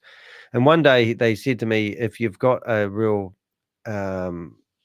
a story of compassion, it may encourage our investigators to investigate it. So I used Mike Lucas as an example. And Mike Lucas lost all his, he was on the sickness benefit. He only worked 1 day a week, but he spent the majority of his time actually in bed. And he put $2,000 into Hyperverse and then saw the figures in the back end of the office like they do. And then he put his superannuation fund in there. He only had $25,000 to his name, and that was all his money. And he lost it. So I tried to use that as a story to get them to investigate, and it never eventuated, which is quite sad. So when you do invest in these Ponzi schemes or these platforms that ask you to buy a license, or they ask you to buy a membership and you're going to be rewarded for doing so, like a wee puppy, you really need to understand a few things. And you need to understand that no one's really going to help you. Your money's gone, it's dusted. You know, we had Vera, who was a lady I put in touch with the Guardian newspaper, and they interviewed her. Now, her story was quite interesting. She put $40,000 into a trading platform. They had a guru trade with her money. Within 2 weeks, they lost the lot. So then she complained and said, that's shocking. How can you lose $40,000 in 2 weeks? So the company credited her account $10,000. She traded for 2 days and made $100,000. So she thought. Then she went to withdraw that $100,000 thinking she would have it. And they said, no, you can't withdraw that because we gave you the $10,000 into your account to let you trade to make that money in the first place. However, if you deposited another $10,000 into your account, we would go halves with you. She didn't do that, thank goodness. But if she did, then they would have come up with other excuses and she would have lost another $10,000. So then at that time, Vera had already invested $45,000 into Hyperverse. She had managed to claw out $23,000, and then the system all shut down. So then she transferred her money into Hypernation, and that was another rinse and repeat, another spill of, false promises. And then Carl Miller came along and started giving her advice. So then he suggested that she transferred her money into something else. I've forgotten what it was. Oh, Diversal. But then he said, don't do not do, all this sort of advice. Long story shared is then she met one of those crypto recovery companies, and they told her that they could get her what she added up as $90,000 worth of funds lost to crypto investments. And they charged her $1,800 to recover the money. They recovered, I think it was $113,000 of her money, even though she only lost 90. They'd recovered $113,000 of her money. They put it into a crypto wallet address where she could have a login and username, and she could see it with her eyes, and it was built on WordPress. And then they said they wanted another $1,800 of her so she could transfer that money back into her account. And that's when she reached out to me. And I heard this story and I thought, oh my goodness, it's just trickster after trickster. She was a successful lady. She wasn't an idiot. She owns a bed and breakfast where it costs $1,350 a night to stay there. Now that's a big property. She's a property investor, but she got involved in something she wasn't certain about. So the point of telling you that is, if you don't report these crimes, these guys won't get the stats. But if we do report them, these crimes start to have these massive $24 million tag on them. And surely the governments, the IRSs and the ATOs and what we have in New Zealand is the IRD. Surely these companies will see that they're losing lots of money and they will start putting investigators on it. That's what I reckon will happen. I think that I read that paragraph. So I'm just going to read this paragraph here. Crypto hacking, on the other hand, is much more difficult for criminals to hide, as industry observers can quickly spot the unusual outflows from a given service or protocol when a hack occurs. As we'll discuss later, the decline in stolen funds is driven largely by a sharp drop-off in DeFi hacking. That drop-off could represent the reversal of a disturbing, long-term trend, and may signify that DeFi protocols are improving their security practices. That said, stolen funds metrics are heavily outlier-driven, and one large hack could again shift the trend. Wow, it's interesting. Now, just I said a comment a wee while ago about the altcoins, anything other than BTC and stable coins. So I said, oh, shit coins, and then Susie's come out corrected me and said Ethereum is not a shit coin, but it is an altcoin. So not everything in the altcoins is actually shit coins, and I shouldn't say shit coins anyway.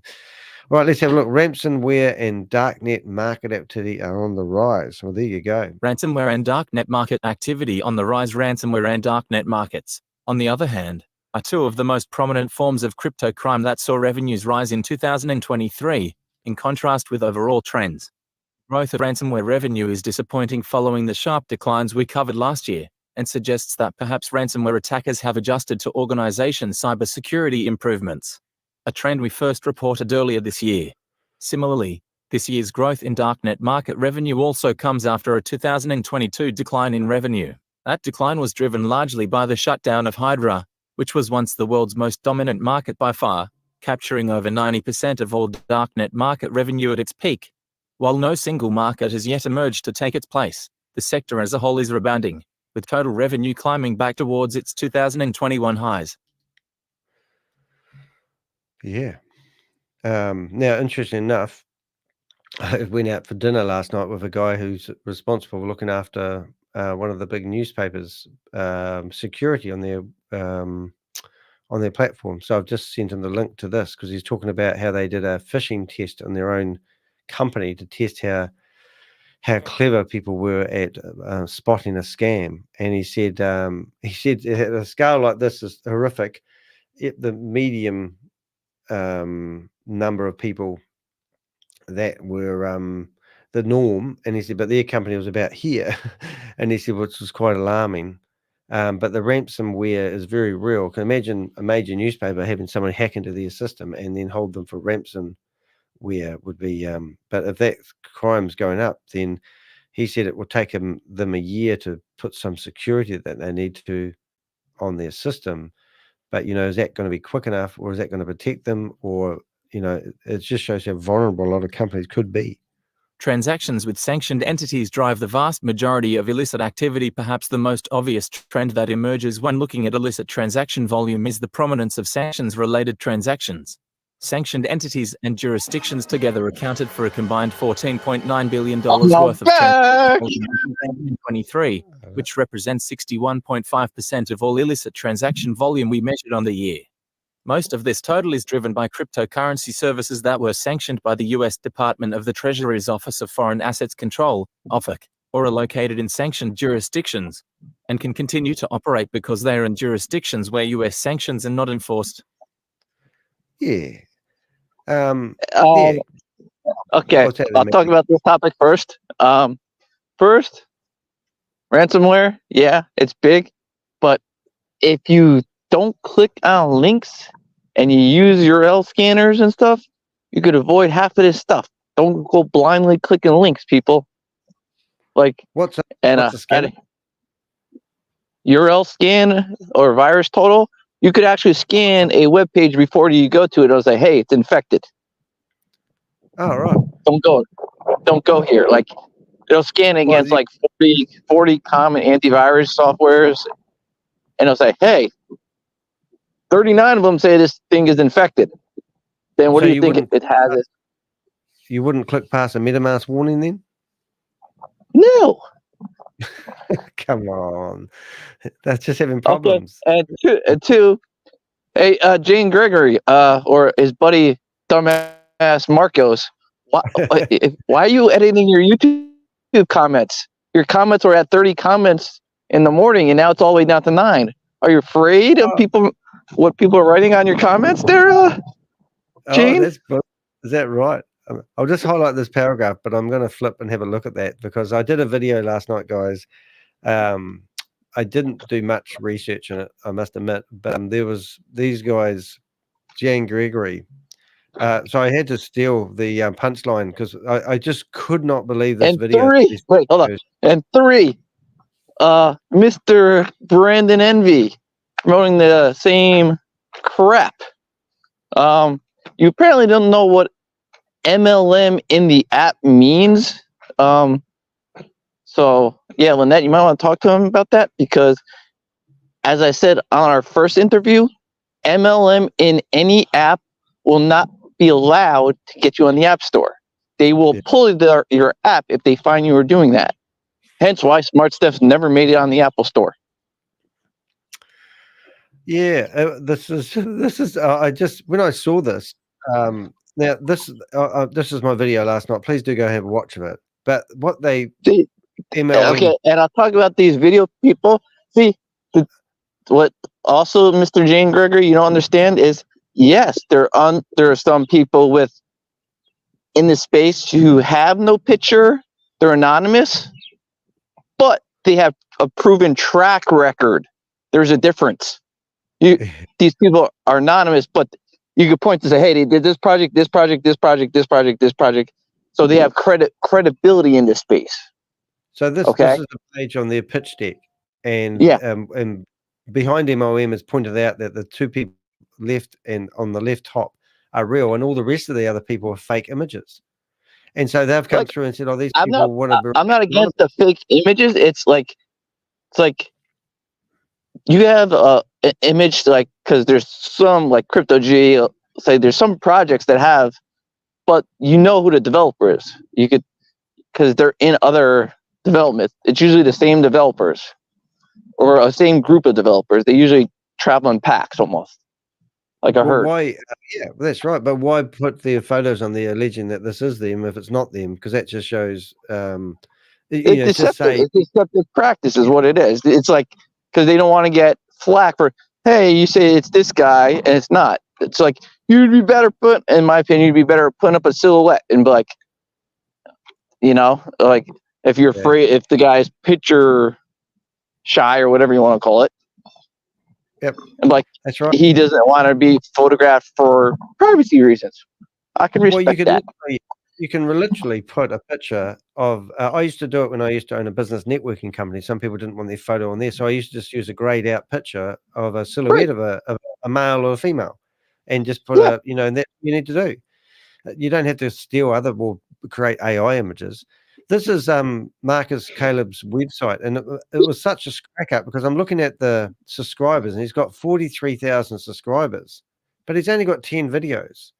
Yeah, he has 9 comments, and he refused to go on the one guy's show because he's like, well, he's purely anti MLM. So like, why wouldn't you go on that guy's show? Like, what are your wouldn't that be the best platform to prove your point on? Yeah. And he won't come go on the opposition's platform, in my opinion.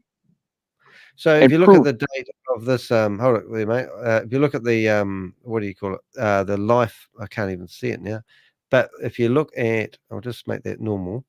He's been a YouTuber since 2014. So technically speaking, he could have used this YouTube channel for other things, and he could delete his videos from here. But currently, he only has 10 videos. So that's a theory. But if you go through and add up all the videos that you see and add up all the views they've had, it adds up to just short of 15,000. So the 43 people that subscribed didn't look at any videos on his YouTube channel. That's what it's basically saying. Which brings you to conclusions: either bought views, or he's having the same people view the videos multiple times. Yeah. So what you do is you go to a website called Social Blade, and Social Blade will basically monitor traffic from YouTube visitors, and they'll give you an idea of how much money people. That's ridiculous. So go down here, and this is right there, -6. Yeah, he's got -67,000 people on the video. So he's. I've done tests with this because I've showed people don't pay for views, and I paid for views for one video I did, and then exactly the same thing happened. I got all these stupid comments from great video, nice video, awesome stuff, really informative, all from like Turkey and the like. And then after I paid for it, I deleted that video because I didn't want that video to score on my YouTube channel. So if we were And using this as and also it was consistent. You see the traffic; it's the same amount of traffic on every single video. I can't find one YouTuber who has the exact same traffic on every video. See how it's 43,000.2, like on every video, it's the same amount of traffic. Well, if you go to my YouTube channel as an example, you can see that my traffic is consistently, the figures are nice. It's not, they're all up and down all over the place. But yeah, but it's within a few hundred. You know what I mean? Like, yeah. And it like tells it me could be a keyword or something's slightly different, or it could have been the thumbnail. Yeah, I'm consistently getting 10 subscribers from most of my videos, and it's consistent. And then I've got one here that's got 20, and then I've got one that's got 70. Oh no, that's a weekly one. But the funny part about that, guys, if we go to Jan Gregory, now Jan Gregory reposted the same. Is it going to do it? Probably not. Jan, will it come up if I do it? Jan. What's this one? What are you looking for? The best one was the comment that he removed, where it said, "Oh, they're faming us." Yet he erased the comment where somebody wrote, "Oh, if you have all this information and proof that he's defaming you, why don't you take him to court?" Yeah, well, that's what I said. And he erased that comment. Yeah, so I looked up Jan Gregory's YouTube channel, and he's got 2 million subscribers. He posted this very video that we're looking at, and it's been online for 3 hours and only received 20 views. So it's like it's just absolutely crazy. So I wouldn't mind actually going back and showing that, because it is actually so on my video here, you can click on more and go to Jan Gregory. So look at this. This is the same video that they uploaded, 45 11 hours. Pitiful. That means that your subscribers are all bought. Yeah, and there's 2 point. Is that right? Is that 2 million? Hold on. No, he has 2,000 subscribers. That's it. No, it's got a dot. I reckon it's meant to be 2 million Ks. It can't be two. Yeah, maybe they put the dot in. Yeah, so that's they've changed the way they display this, but I'm pretty sure that's 2 million. Weird. Weird. So the fact is that all this hype is all hype, and people who don't do the research will know how to find these stats. Was absolutely even though his famous video where he goes into the server room of the place. Look, it only had like 800 views. Like, wouldn't you have like a lot? Like, hey, I'm visiting the physical location of the place. Oh, it's absolutely crazy. But if you just listen to the start of it, which we might as well. We'll go back to that in a second, guys. Sorry about that, Susie. I know that was informative, but let's just go to the start of it and listen to this. In here, there's so many things. When Bob gave me this link, I actually said to Bob, "This isn't the real Jan Gregory because it doesn't look like him." And he goes, "No, it is." And I go, "No, it doesn't look anything like him." But then I realized he's got this mask on, one of those, and he's got a fake moustache. So this, look at this. And that does not look like Jan Gregory to me. And I said, "Oh, this is two guys doing a piss take. This isn't real."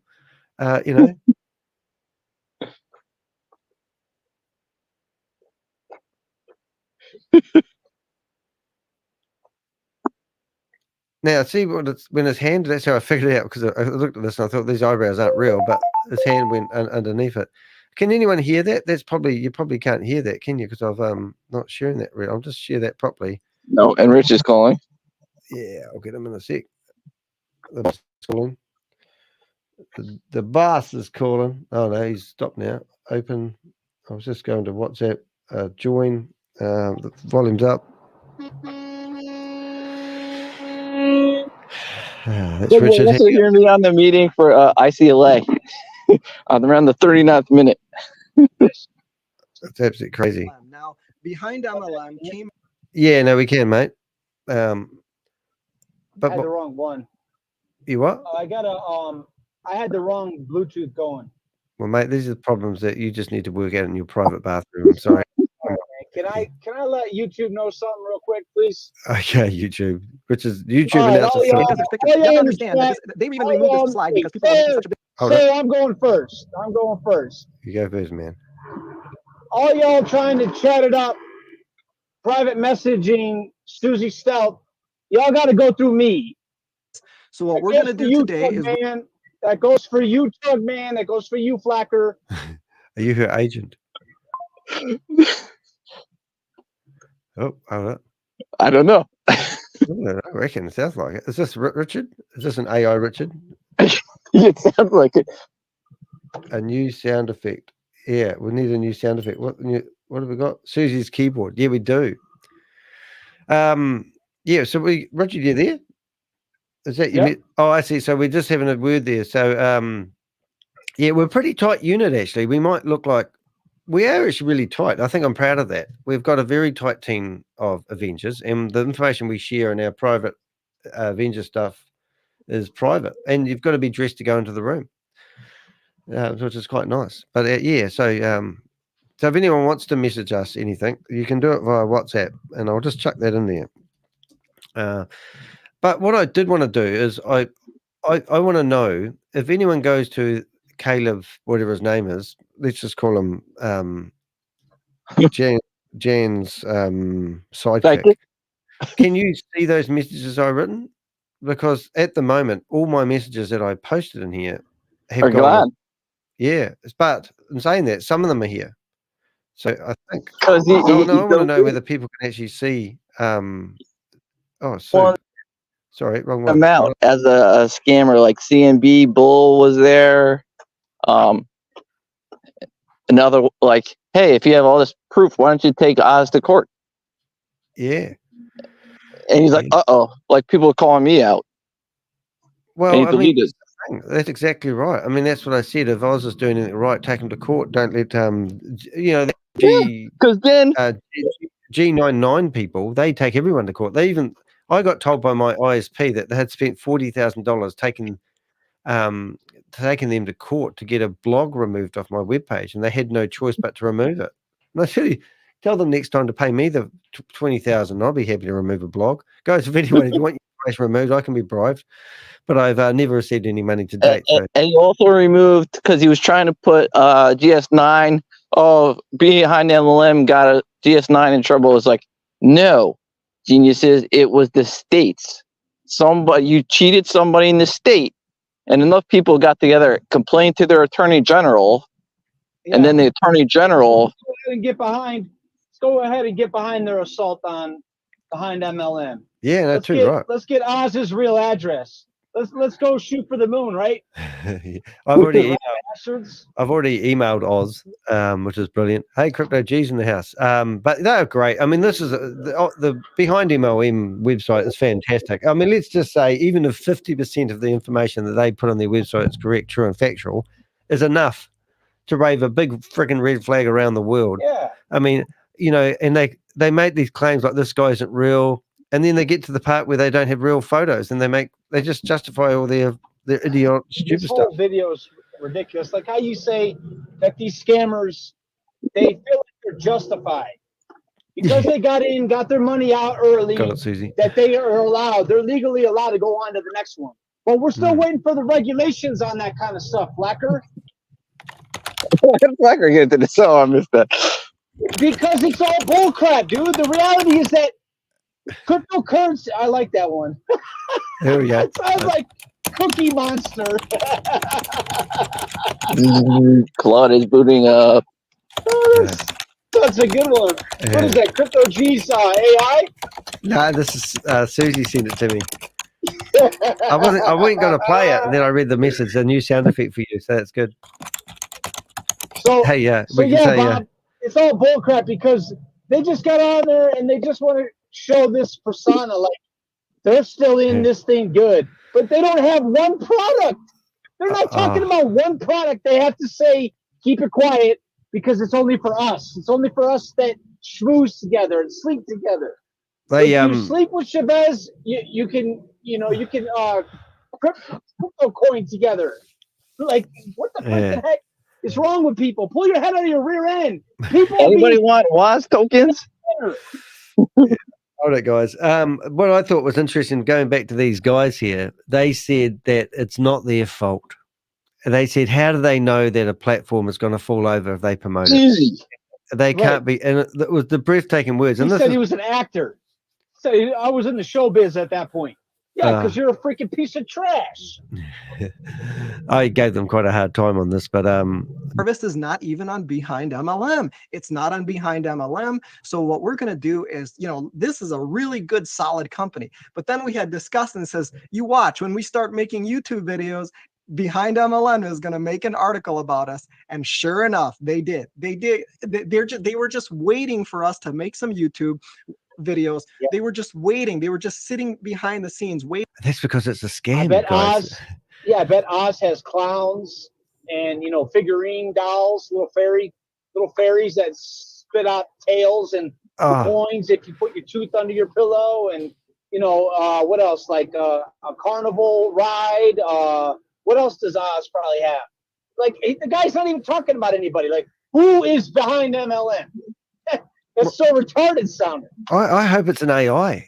I don't care, because the information is brilliant. I mean, it goes over the basics every time, fails to provide ownership or executive info on its website.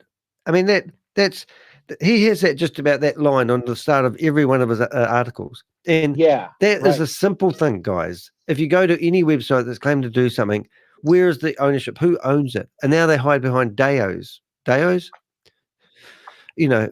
it's just crap. That DAO. So no one's responsible.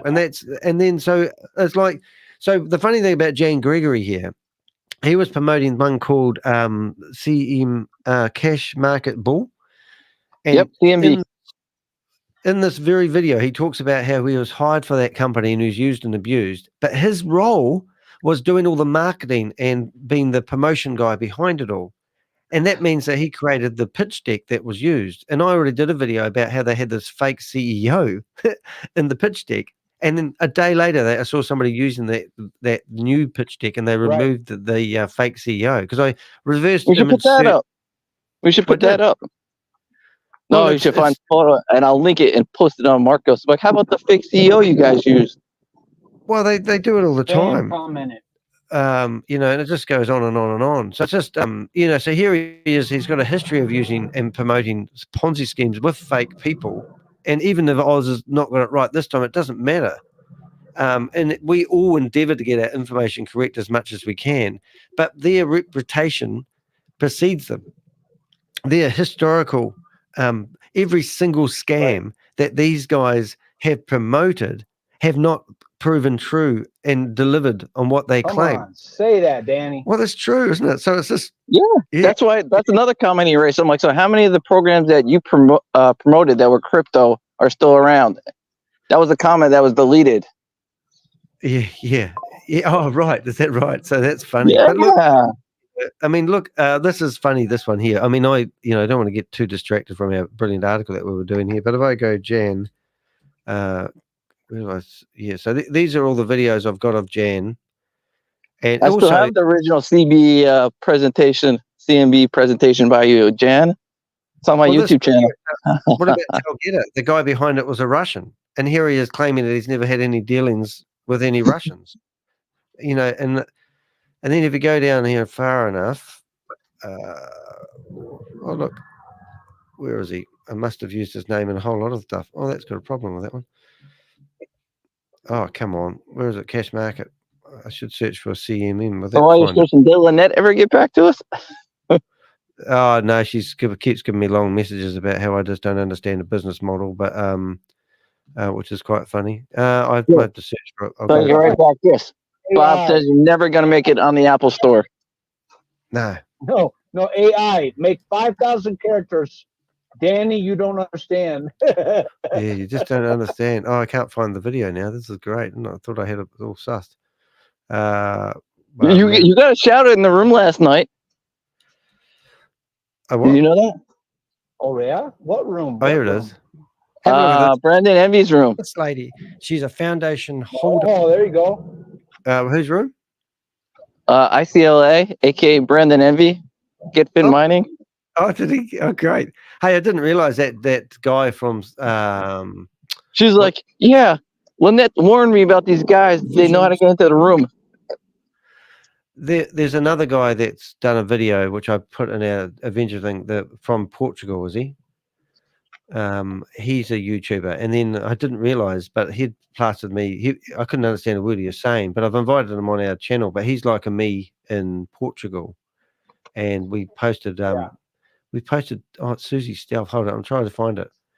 Hey, let's just while I'm trying to find that, just listen to this for a second. And this is the now this scam here, Coin Market Bull. They told everyone. I was in a room and it had 80 people in it in a WhatsApp group, and then they told everyone that they would pay $500 to anyone that joined their platform, and within 48 hours 12,000 people had joined this WhatsApp group. And I don't know if it was all fudged or bots or whatever, but I should write that back to them. Hey, where's my 500 from CMB? My story, let me finish my story. So then what they did is they once everyone signed up, then they said, now once you've sold $5,000 worth of our packages, people will pay out the $500. Yeah, what was you going to say, Bob? Yeah, we should go back and say, hey, where's our 500 for joining CMB, Jane? Yeah. But then I explained the story. You would have had to. They would say, "Oh, you had to sell $5,000 worth of whatever." Oh, so I have to sell your product before I get your promised 500. Yeah, no, it's so you change the story every time in all your programs. Oh yeah, but like I said, I was on ICLA. Brandon Envy loves me now. He's like, this guy keeps interrupting. How is he doing it?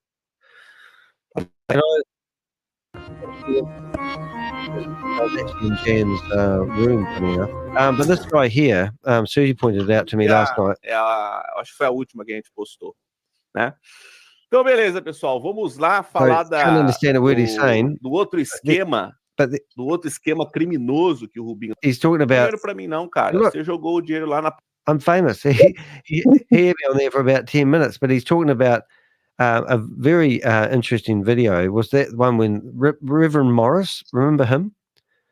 And he was coming out telling Shavez that his church members had been waiting for their money for Christmas. And he must have been going through that. Right? Yeah, Reverend Morris demands stolen money back from Shavez, unveiling the scam. We are all suckers. What country that guy from? Hey? Do you know what country that guy's from? Well, I think, I don't know actually. No. Brazil. Oh, that's it. Yeah. All right. So, yeah, so I invited him on. Come on the show now. We'd love to meet you, even if you can't speak English. Should I say that? Yeah. Come on our show right now. We would love to meet you, even if you can't speak English. You can sit there and smile at us. He said his English is 70%. Come in. I commented on that one that let's expose Shavez for the scammer that he is. And then somebody said, we all are, we're going to do it to them all. Yeah, that's the, I know exactly who probably replied. That's probably the one guy in the Indian Telegram probably did that. You guys are all done in they already figured out the new guy. There was a new guy on, apparently on the Hindi Zoom. They already got part of his information. He was on for one webinar. They were like, oh, here's his name. Like, here's his information. Yeah, they're pissed. Like, check out this one. I like this stuff. Okay. Check out this one here anyway. Listen to this. Search, and would you believe it? I found Jonathan. Is it Jonathan? I better get that name right. Jonathan Carroll. I got it right. Jonathan Carroll. And this is his real photo. And this is not, this guy will not be connected to anything to do with this company. Then I decided to go search for this lady. She's a foundation holder of Coin Market Bull. And it's Bull, I tell you. So I couldn't find her. And then I found this office. I did a reverse image search or a Google Vision search on the office and found out it was Regis. And I thought, wow, look at me. I'm exposing this company. And then I realized in the notes, they tell you that they are operating from Regis. Regis is a co-shared office space. Why would a company that's starting up a new Ponzi scheme need to have real offices where they can just rent offices from other people? So let me go through and just show you how the process works. Yeah. First of all, it's sort of quite fun actually going back and looking at some of your old videos. And now I've got like 2.5 years worth of data. You can go through and think, oh, that's right. He was, you know, and here he's saying, and there's one part in their own video where they claim that they were used and abused by these companies. And there's another part when you go to Oz's, article. Right. If you look at it, you've actually got to see it to believe it. But if I just go to behind, oh God, look behind, is that Dream Diggers? No, I might, I don't know if I can find this in a hurry, but just might be a second. Content uploads, Dream Diggers. Let's have a look. I'll just flip that. Now, somebody beeped on our phone there. Was that you? Or was there another person in the room? No, we're all good. If we go through here and find that article that I was talking about,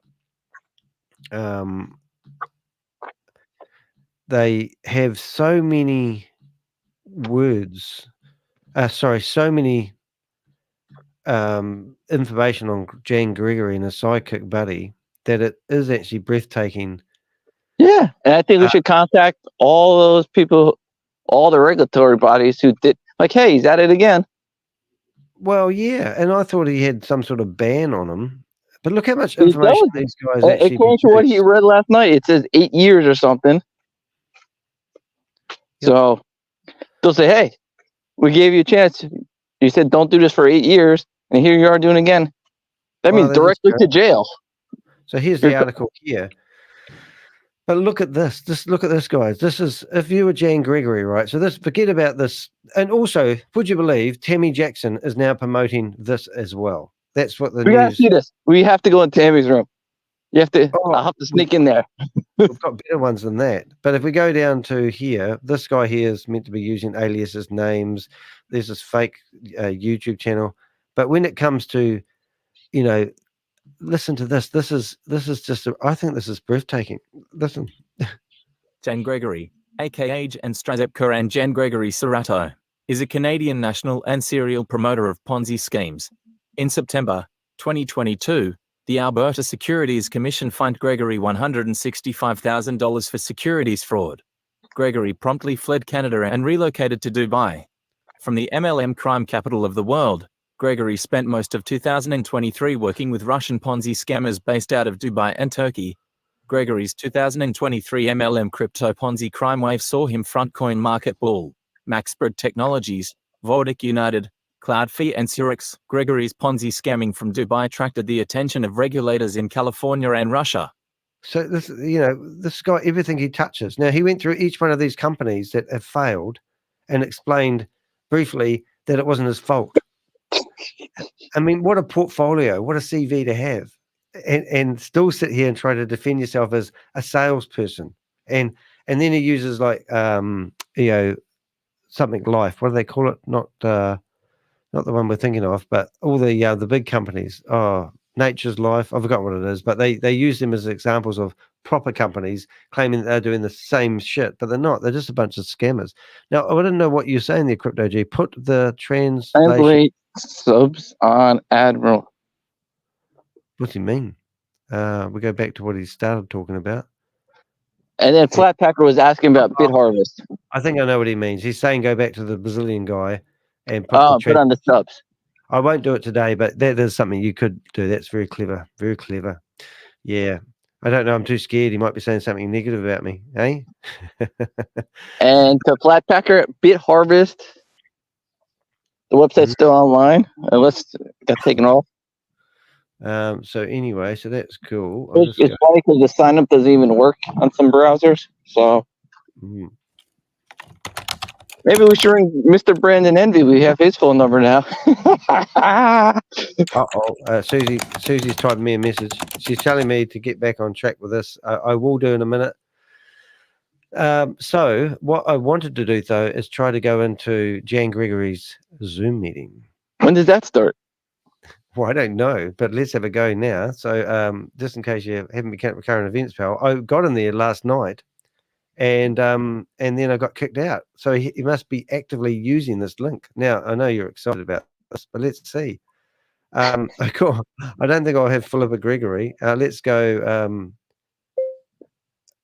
Oz. Oz. Oz the Heck. Oz the Heck. That'll be a nice name. Let's see how we get on. Jan Gregory's room. Waiting for host. Now I don't know there. So he's active on this room. So if you want to go in there or bookmark this, Bob, I'll send it to you in the private chat. You grab that one. But yeah, I might as well fight him there too. Yeah. But yeah, we never know. We might be let in. We'll leave that doing its own thing. Why don't you get yeah, I think I'm in the Telegram group already. Yeah, that's where I got it from actually. Telegram group. I can't even figure out where Telegram is these days, but I presume it's around here somewhere. Telegram. Yeah, but I think that you can't communicate with them in the Telegram group, but you can post comments and replies to stuff. So I was only trying to get myself in there at the moment. Yeah, so that's probably pretty much covered. But yeah, so in that Zoom meeting, we'll be frequently visiting that one. But it would be wrong not to visit the Island Girls while we're here, wouldn't it? Yep. Just to see if they're around. I haven't seen them for a wee while. Oz the Heck, better change that. What should we call ourselves? Fredda's Deer. Jane McGovern. Use Jane. Jane McGorry. There we go. That will do. Name in there. Marcos. Marcos Galipo. Use the other scammer's name to let us in. Oh, fellow scammer, yeah. how are you? Hello, how are you? Ruthless. Put those subtitles on. Ruthless. What else we got in here? I'm pretty much up to date with the messages in the chat room. Doesn't look like anything that's going to happen there, the kids. So don't do too excited. But yeah, do check out that video of mine. Put it up last night about Jane Gregory. And accolades go out to the behind MLM guys, which would be really cool. The other one I wouldn't mind having a wee look at while we're here is I've been trying to get Julie in here, but she's obviously too busy doing her own thing, which is a shame. And when I saw these behind MLM, I know that she really likes the behind MLM team as well. So I thought it would be quite good just to have a quick at her, but I can't figure out how to get back to my YouTube channel without taking up the whole screen. So 1 minute, please, caller. There we go. So Julie. Now, how do we spell her name? It is Anderson. Oh, Mr. Jane Gregory tries to say on that big gigantic flash drive that they give you, it's just software that calculates the Bitcoin. Oh my God, it's just so crazy, isn't it? You know, videos. What has she done? She's dropped off the planet, hasn't she? She hasn't been here for 2 weeks. What's happening, Julie? She's planning something big, I bet. Yeah. Her last presentation was brilliant on No More Excuses. Now, they picked on a couple of guys, the 2 guys behind MLM. They used to be multi-level marketers, and then they said they were no good at it, and then they turned on everyone. That's what they claimed. Julie is a multi-level marketer for 5 years. She did 3.5 years worth of videos, one every single day of her life, and she promoted multi-level marketing opportunities. Now she's turned around from the dark side and come to the light side. So the fact that he's claiming that these behind MLM people are old MLMers and they've come to the light side is actually brilliant. So there's hope for people yet. All right, question. Oh, thank you. Somebody's given me a question. Flatpacker, you've given me a question for Danny. If a company just had a commission for one level, would that be okay? Or is that still fail under the same? I see that's different. Look, I think this is a valid point. So is multi-level marketing, because you're a big fan of it, is it a good way to, now let's say my friend, this is what I do in business because I believe I'm an ethical business person. And I will actually be the first person to put my hand up and say, if somebody refers me work, am I willing to pay them a commission for giving me that job? And to be honest, I've never, well, I won't say never because I probably have somewhere, because I've had affiliate links associated to some products that I've sold in the past. And this is how affiliate marketing works for me. Now, I have an electronic shop, and I used to have an affiliate marketing scheme back in 2002. And if people signed up for my affiliate marketing package and they managed to promote my products and they sold them, then I would pay something silly like 5%.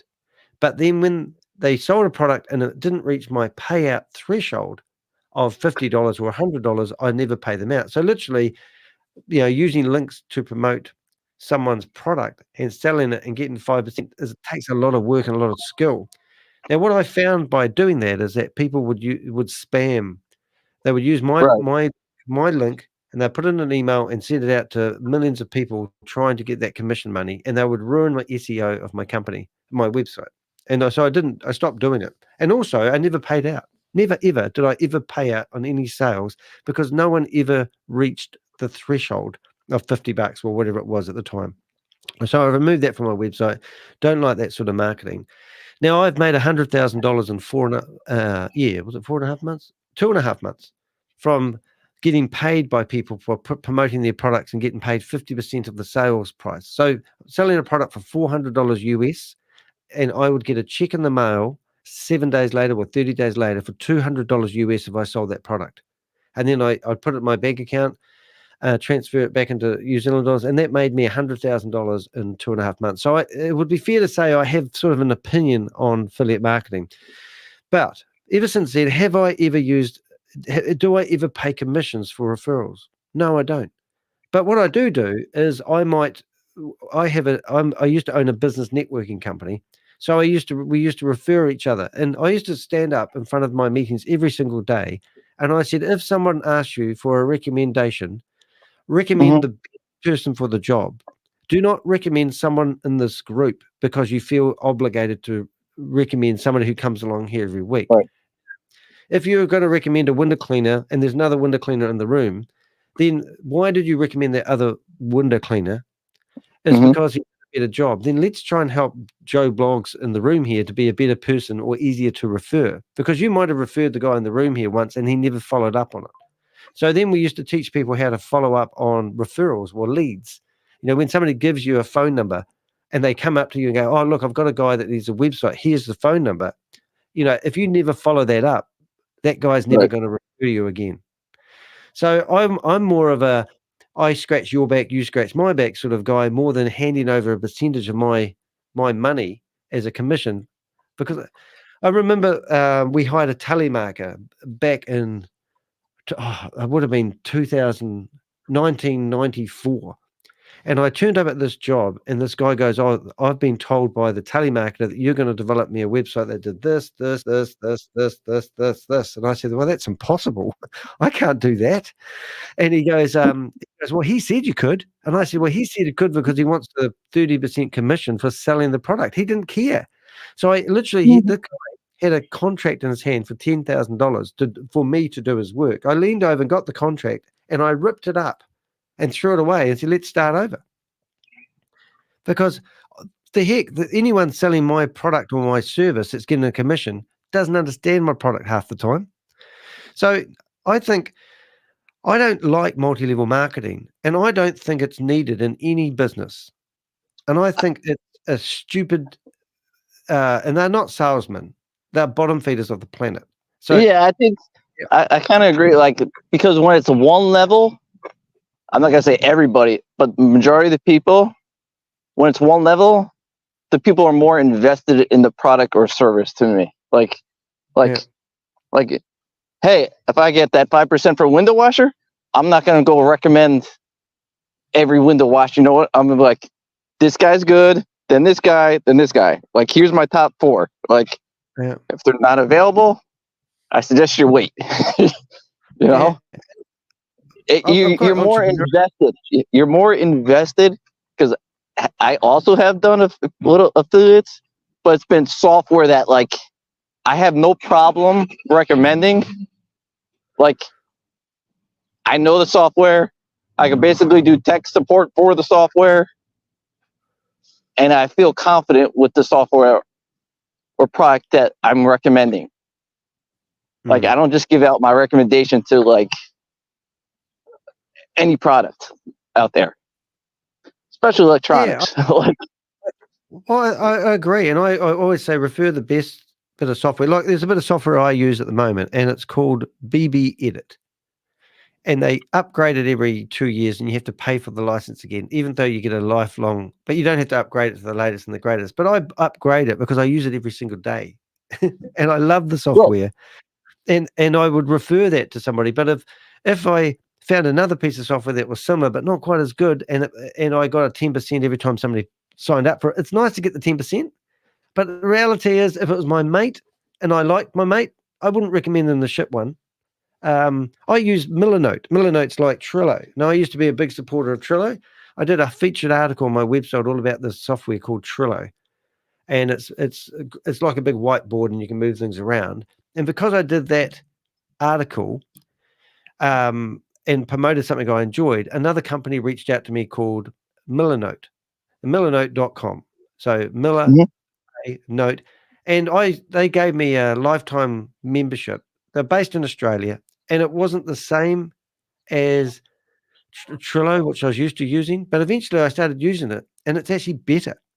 Now, they've given me a lifelong membership, and I use it all the time, and I love it. And I would rather refer that than something that might pay me a 10% commission along the way, because I want to give the people the best tools for the job. So I don't know, but I don't know if I'm answering your question. So we've got this Nurky thing that goes on with Flatpacker, and he basically says that I'm against multi-level marketing, but he thinks multi-level marketing is something that is good to help promote a business. And I would actually dispute that. I think multi-level marketing components. I don't think you need it. Like you said, I don't think you need it. If the product or service, whatever it may be, is good enough, right? Right? Yep. There's only two ways. One, you have no sales team, and at that point, the product or service will speak to itself, whatever it may be, from mailboxes to whatever, cars, right? If the car is good enough, people will say, this car is good and great for the following. And then your mate will go buy the same car. And it's the same like in the health industry. If you find a bad doctor or a dentist or whatever, that guy is not getting recommended. Like, he'd be all the way at the bottom, like, hey, all 99 dentists are full. Like, all right, now I'll go to this guy. You know, like he'll be your 100th call. Like, it'll be bottom on the bottom. But if the doctor's good and reasonable and has a good sense of stuff, who is the first person out of your mouth that you're gonna wreck? That doctor. And you don't get a commission for that. Like, unless you're an insurance company, you're not getting a commission for referring that doctor. I don't think we need one. Are we answering your question, Flatpacker? In a roundabout way, yes, but I just look at it from the point of the view of the company. If the company says, okay, if it's one level commission, then you're saying, you know, like for instance, word of mouth. If I go and buy a product at a store and I really like it, and I told somebody else, you know, hey, I really like this product, and they go out and buy it too, and I sold it for a company, I get a commission for it, you know, then I don't see the problem with that. The issue that I'm wait, one second. The issue that I have that you're claiming multi-level marketing is bad is the sense that if the company decides that they can have a product high enough, okay, and I'm not talking about WAS or any platform per se, okay, I'm talking about if a product can price their product at a high enough price and they can take a 50% cut in their commission to give it to the person who is marketing their company. Why is that a problem? I know why. One level? If a company, if it's multiple levels. Companies, you asked me a question. The normal company pays for advertising, and if they've got enough profit in their product or service, they can advertise it. Right. So instead of advertising it to on Google or SEO like you do it, they rather go through people to advertise it. And that's where they're going wrong. Why? Because those people don't understand the product. They just sell it to get the money. Correct. Correct. That's marketing. What does that's literally the concept of marketing. You're marketing something. You don't care about the product is. If you're doing yeah, but I feel like as a marketer, usually when you're a company marketer, you, as much as you might jump around, you kind of know a little bit about the product.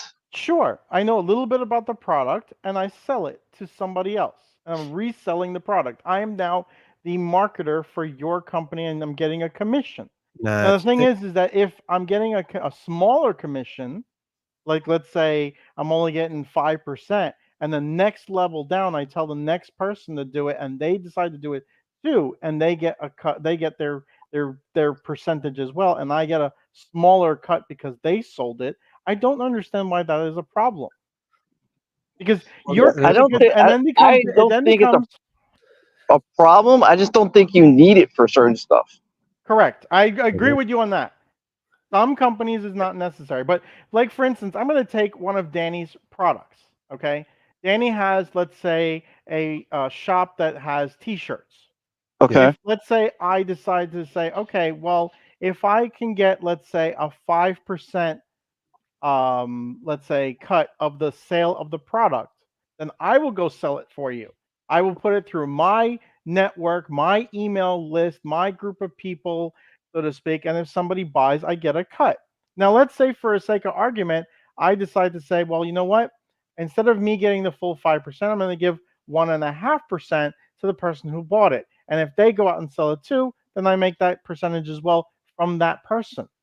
Not getting it from Danny. I hate it. Absolutely hate it. It aggravates me. I just don't it think just we need opens the door to more people to see your product. It doesn't. If I've got a genuine company, I go pay for advertising. And any credible company out there that doesn't have, as soon as I go to any company, they have a multi-level marketing or affiliate product, as the customer, I believe that I'm paying too much for that product. Because there's 10%, 15%, 20% going to somebody else as soon as I fork out my money. To me, it just means there's a big profit margin in the product that they could do that. It's not like, I mean, it's really fluffed up the puff. I call it puffing. It's when the price is really above what the market should be. Like, it's like, oh, we can sell you this $20,000 car, but we're going to sell it through multi-level marketing. So it's 20,000, but in reality, the car, you know, it will retail for like $8,000, and they're paying 12,000 out for marketers. So they're puffing the price up to cover the MLM. It's not like in the same market arena as if you built that same car without it and you compared it. Like you had like two Teslas or two similar cars, like, and one sold through MLM, and one's like me going to the car dealership, buying direct, and the third company is like, hey, it's Bob, you sold the car. If you refer Danny, we'll give you 5% off on your car. Why don't we, and the other one is the stigma. If you think of multi-level marketing, what do you instantly think of? Amway. To me, is Amway, yep. Herbalife, and I don't know if you all remember a company that did energy. It was called Stream Energy or Ignite or Viv. Ignite. Yeah, I've heard of Ignite. Yeah, I just think of, well, I think of scams. You know, that's what I think of. But that, because most of the scams were linked to multi-level marketing. That's not saying that every scam used multi-level marketing. They've used other. I agree with that. Yeah, we never would say that. I mean, but I'm saying the stigma around multi-level marketing is it scams. Because I agree with that. Scam. The product is a scam. That's the whole world's a scam, mate. But I mean, at the end of the day, you ask me, you know, what would I call something that's got one, like, okay, so we go to my t-shirt shop and you buy a t-shirt. Danny says, hey, here's a backhander. Here's 10% of the sales price. If you've got any business sense on your brain and you're running a business, as soon as I discount anything, it comes directly, that discount price comes directly off your profit line. So as soon as but you only having a feasible business, I'd have to sell that shirt for $50 instead of whatever it is, 33. But the thing is, you only pay me when I sell it. You don't pay me for me doing marketing. No, but I'd have to build that into my price. So this shirt that you're looking at the moment, it's $32. If I'm going to pay you 10% of it, I've got to add another $5 onto that price before it sells to cover myself. Okay. And so now that shirt's overinflated. If somebody, but if I sell it for that, that's what I sell it for. Yeah, but I might stop my sales because I know that it's a very competitive market selling T-shirts. So I've looked at my pricing, and I know that the difference between somebody buying it and not buying it might literally be a couple of bucks because they can get it for $29.95 somewhere else. Right, So but let's say, for instance, as an example, you only gave me $1 for every T-shirt I sold. Well, it wouldn't be worth your while because I've done affiliate You marketing. If you're assuming now, you're assuming it's not in my best interest to do it. If you gave me a deal saying that I would take $1 from every T-shirt I sold, it might be in my best interest. If I sold 100 T-shirts, it's $100 for me. I might be a good business for myself. It depends from my perspective. And if I decided to take out of my profit line, from that $100 that I made to give somebody else in my group of people a cut of my profits. Now it just became multi-level marketing. And now you're getting more exposure to your T-shirts. And you're saying you're against that. I don't think. Have you ever done affiliate marketing? I have, yes. All right. So I have too. Yeah. And it's typically for software. I've done it for software typically. And I still use the software today. Like 40 versions later, I still, will recommend it over the other software that's out there because of the customer service, the features and other stuff. Even the paid, even though it costs money and there's an equal that's pretty much free. I mean, I think it's like a $5 donation. I'd still recommend the paid one over the free version, which is in features and almost everything else is pretty much identical. It's interface and the support. And I know it's less buggy and stuff because I use both. And I have the full version of both.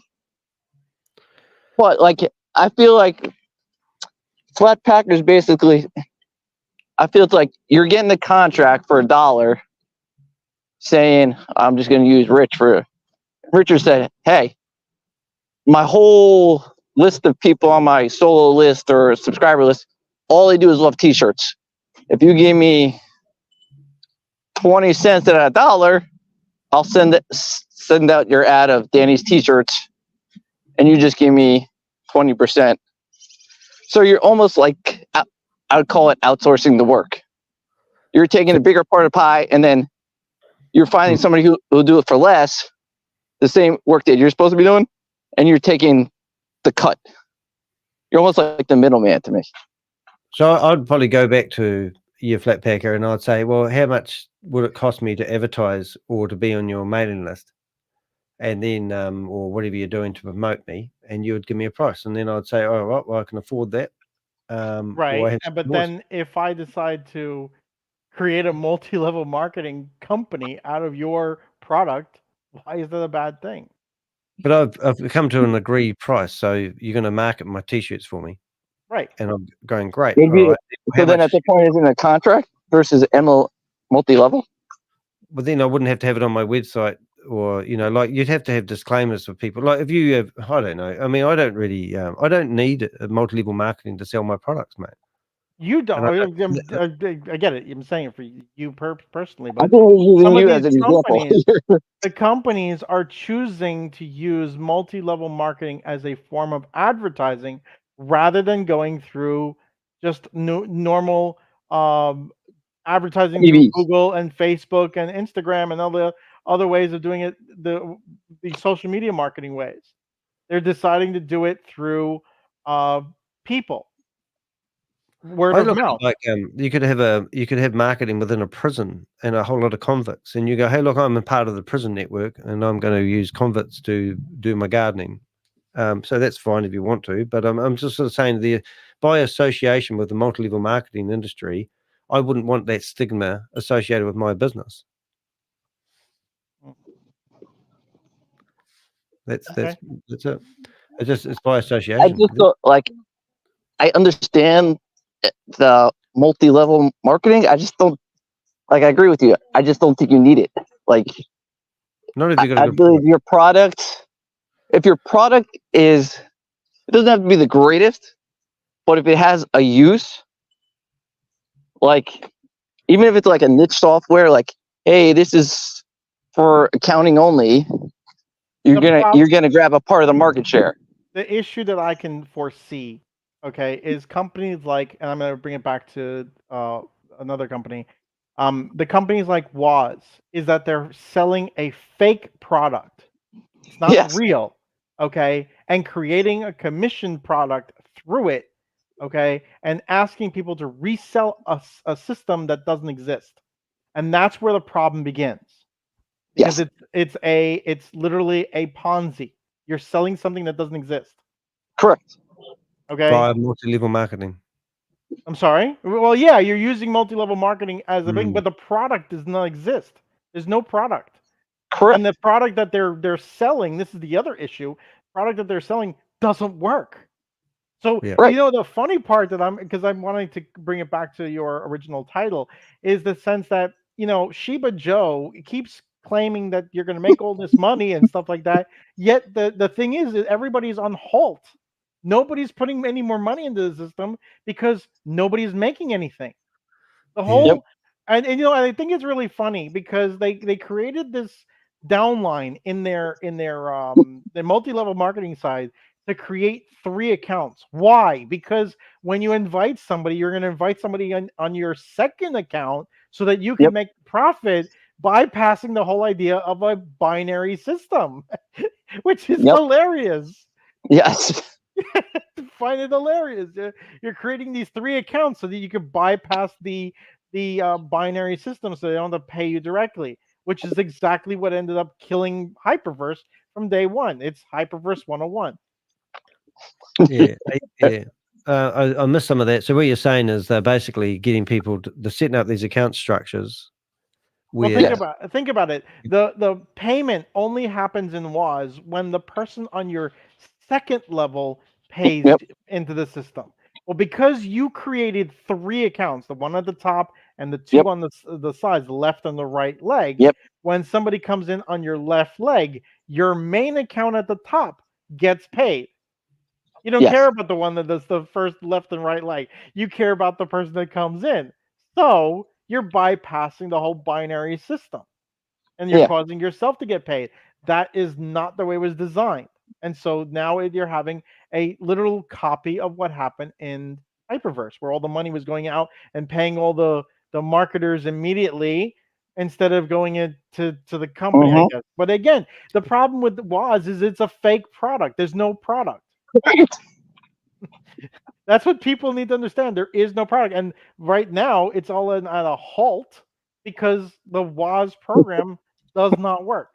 They keep showing these videos that were like 3 months ago that were like how we're going to be doing the resale of the packages and you're going to buy more $500 packages, getting 3 times your money. But that's if you're getting your 1,500. Right now, you're getting nothing. Correct. And they're trying to what? They're trying to get the community to buy more packages. They're not going to buy anymore. If anything, they're gonna do what they're doing right now is revolt against you because they're not getting the money that they're supposed to. Yeah. I mean, if you want any comment, you should at least open the bridge, in my opinion. The problem is that you guys have showed it on YouTube that the money in the bridge is gone. There is no money in the bridge. The fact that they need beef fuel and to get the money out of the bridge is because there's no money in there. Yep. And you can see that all the groups are starting to close like their telegrams and like halting method. You can see the other concept that you got to understand is that what other companies do is they hold your money hostage. That's another tactic that companies do. We're going to give you this money, but you got to give us more money to get the money out. And you're going to do a certain number of money that we know that you can afford. And when you do that one, it's like, oh, yeah, but there's one other fee that you got to pay into. And that never stops. They promise you a huge number. And so you end up paying and paying and paying, and then there's no money ever. And Yep. the thing you got to understand with crypto, for everybody that's here, once you pay, there is no refund. It's sent. That's the other hilarious thing I always find when Chavez goes, "Oh, you sent 5,000 to the wrong wallet? Give me 5 minutes. I'll send it back to you." Yeah. I find That's that coming out of his own account. It's not like he's getting it back for you. That's because he's got it in his own account. I know. That's why I always find that to be funny when he always says that. It's like, "Oh, I'll send your money back." It's like, what do you think? No worries. No worries. No problem. No problem. No worries. No worries. Oh, well, there you go. Like right. Danny trying to get his $2 from the 0x33 account back. Yeah. Hang on, I'll get you. I'll get Shiba Joe is going to send you the $2 USDT because you sent the wrong wallet. I think Shiba Joe is running. Honestly, he's starting to delete all his Telegram stuff. He's like disappearing. Like I won't be surprised, like you said, if we see a video of him just like doing the presentation. Like he's erasing everything. Like you could see it. Same with Dennis. You know, they're all trying to like erase their Telegram like chats and stuff. So usually that means I feel like it's gonna like soon. Like I mean, Grace is probably the one who's stupid enough probably stores all our Telegram messages, and that's how. Grace is guilty by association at this point in time because she's stupid. Unfortunately, she doesn't understand crypto, okay, and she's promoting something she doesn't understand. She's promoting a Ponzi. Right, and she already has one judgment against her. No, you're telling me a lady that's got 3 degrees doesn't understand. But she can speak French, Danny. Hey, what's that? Grace could speak French. She was speaking French to the one guy asking his question. Wow. Yeah, that's just okay. But I don't know how she's gonna get herself out of going to jail when they nail her. She's done because they're gonna be like, you presented every single time. Here's the video of you actually presenting the bogus product because that's recorded. You know, you were sent multiple times the state of California and the Australian thing, so you can't deny it. You had the information both by text.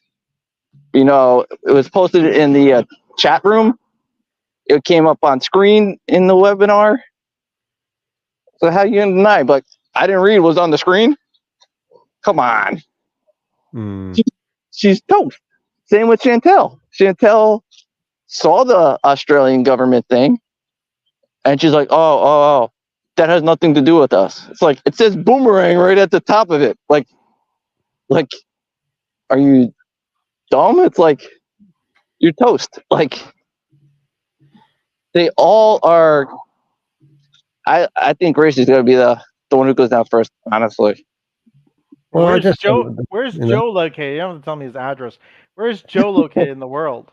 Joe in UK. Because I remember his phone number. It's plus 44. It starts with. That's Europe. Europe, UK, I believe. Well, we just go to his local Bobby and report him. He just needs to ring up the Scotland Yard. I've done it once before, actually. I rang up Scotland Yard when this guy ripped me off years ago. And they said, "Oh, where did he do the crime?" And I said, "Oh, he's back home and he's sending shit all over my website." And they go, "Oh, well, the crime isn't technically in the UK." Then they said, "It's actually." And I know the Indian group is already reporting each Indian scammer. I think they reported Trashid already and Rajiv, and they really hate Pikaj and like Lucky. Ugh, she ain't gonna stand the chance. Like, I mean, they have Trashid's passport number. I don't know how you get that unless you're really close to the guy. And you go, "Hey," and you go over to the guy's house, like, "Oh, let me see your passport." Like, here's his passport, here's his name, here's his address, here's his wallet address, here's his phone numbers. It's like, and here's a video of him committing the crime. I think he'll get away with it because he's probably in India. But Josh has mentioned quite a good thing. Don't forget, Grace is supporting it from Texas, USA. Not a smart idea. So she's like very vulnerable. Houston, Texas. Yeah. Oh, and Tammy's gonna get dragged into it, even though she thinks she escaped. She's gonna get dragged into it also. She's in US. You know, she's on the East Coast. Like her. It's going to be Grace, and Grace is going to flip, but she's going to try to bring in Tammy. And I think the two people down in Florida, Kathy Munson, can't deny it. She's been informed about it. And who's the other girl down there? Christine Hester. And then there's that couple. All right, guys. I think I've had enough now. I'm gonna come back. It might come back at 11 o'clock today, but I think we've done a good dash. But yeah, make sure you watch my video on ICLA. Where is that? That was streamed. I'm on the 39th minute on ICLA. And yes, we're a flat packer. We're looking at Bit Investor. Bob. We're looking at that one. Bit Harvester. Bob. That came across my desk, but I didn't think it was real. So I was just curious if it was still running. Yeah, it is. He's still trying to sell stuff. That guy's hilarious to me. Mm-hmm. I mean, I already caught him wiping stuff off the YouTube channel, like you're doing the same thing as Waz, you know, YouTube kids. So, yeah. Oh, well, we'll see what happens anyway. But Jan Gregory, it's interesting. He pops his head up, even though it was an artificial-looking head. Being featured in Behind MLM as a multi-level marketer. Would I want to associate my business with these multi-level marketers? No, thanks. Don't care where your sales come from. There's a bit of ethics that comes down to it, in my opinion. And I just don't think it's ethical. I just personally don't like it. I mean, I'm not saying every friggin' person that pays a commission for a sale. No, I think it's got a bad rap because, like Flatpacker said, most of the time that it's done through MLM, it's associated with something bad. Like mainly crypto ones. Like. Well, interesting enough, whatever his name is, friggin' Jan Gregory said, it's not their problem that these platforms that they promote fall over. So they go with what information they have and what they get told, and sometimes they get.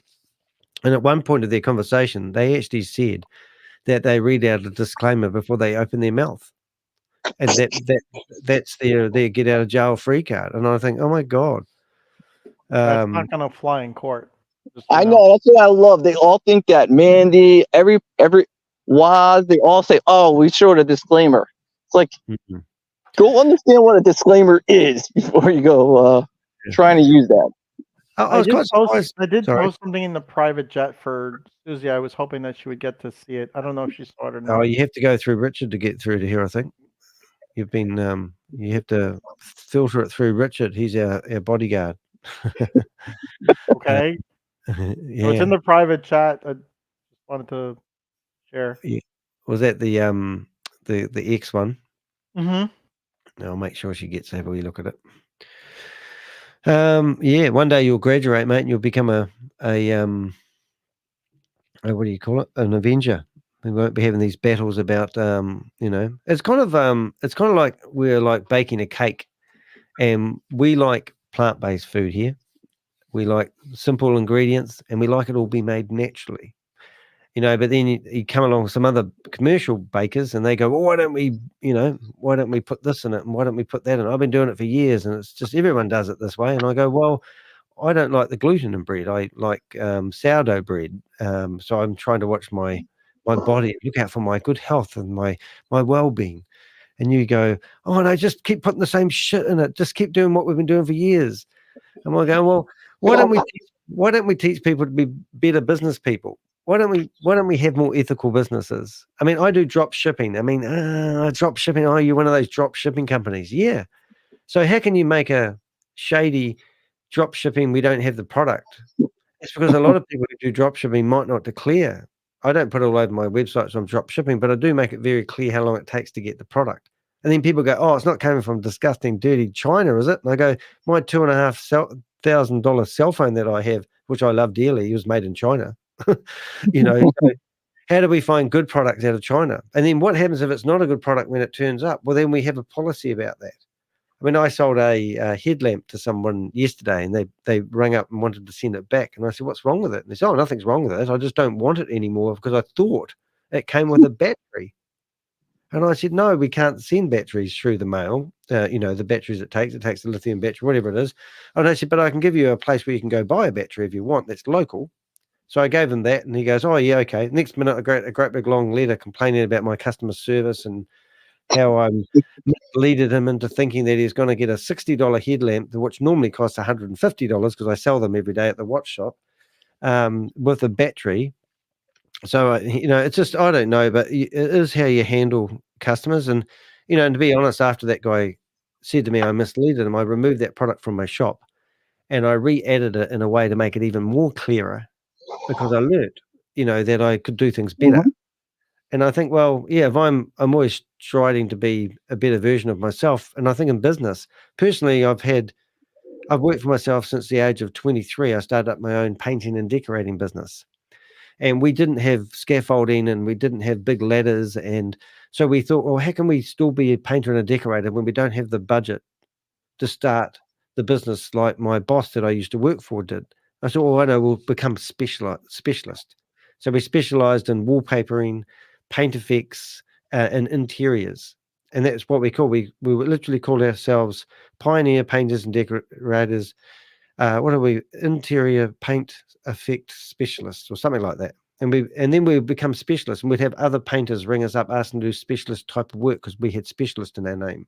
So we sort of made a business out of what we had to go with, rather than going and get a loan from mum and dad and borrowing $80,000 to buy a van and then go buy some scaffold and buying the spraying units and all that. Like, we used to paint roofs, and we made a lot of money painting roofs. So we would make $400 each in our hand after painting a roof. We didn't have a sprayer. We used to water blast the roof in the morning, get that contracted out, and then we used to use a fine broom to paint the roof. We used to use less paint than we would if we sprayed it, and we made more profit, but it took us longer. So we found ways to make money out of what we did. And I think that's what, if this t-shirt business, I have percentages I put on products. And for a t-shirt that cost me $17, I think I put $150 markup on it. And when I buy that t-shirt, if it costs money to ship it, if I buy from different suppliers, they all have different shipping prices. So to cover myself, I use a sort of a happy medium, and I charge $7.95 for all products. If they buy two t-shirts, I charge the same. I have a flat rate shipping, so it's the same price. Sometimes I'll win, sometimes I'll lose. So at the end of the month, I look at my sales and my averages, and I look, I've made this much profit. You know, but in one of those sales, I might look at it and I think, oh God, I only made 10% profit on that one. But then another sale, I might make 180% profit. But you're always learning. And it just, you know, it's just business. I mean, and I love business. I like these guys that got on this Zoom thing, Jan Gregory yesterday. He said they're entrepreneurial people. And if he stood in front of me and called himself an entrepreneur because he's a multi-level marketer, I would slap the bitch.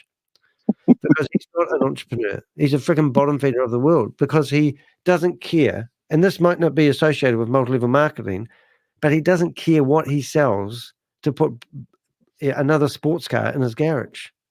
And he's got a following of people that he doesn't deserve to have. And he will continuously promote startups. That one trading one that he was promoting yesterday, he said, that's a legitimate company. You know, that's a real good one. You know, they don't know what they're talking about. And that company's been around 6 weeks.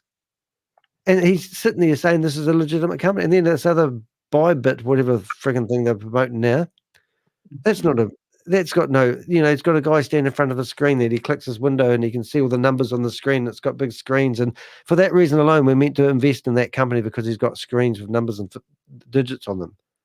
It's just bullshit. There's other ways to make money out there. I mean, my t-shirt shop, today I've got an appointment with somebody who might want to buy that shop of me. I've learned that selling t-shirts and processing orders isn't something I really want to do day in, day out. And I would prefer to set up a website and teach somebody else how to do it. the old saying, give somebody a fish, feed them for a day, give them a fishing rod, feed them for a life sort of theory.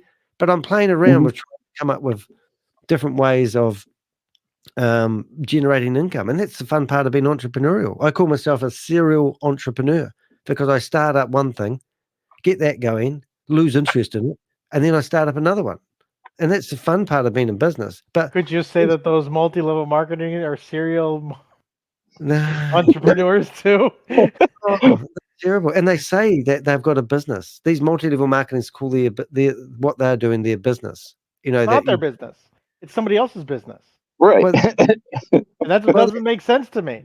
Not in your business. No. You're taking a small percentage of somebody else's business. That's why I'm not involved with Amway, because I don't like Amway or building Amway's business. Yeah, I've never bought anything on Amway, and that's probably why, because I don't like the fact that they're a pyramid scheme, you know.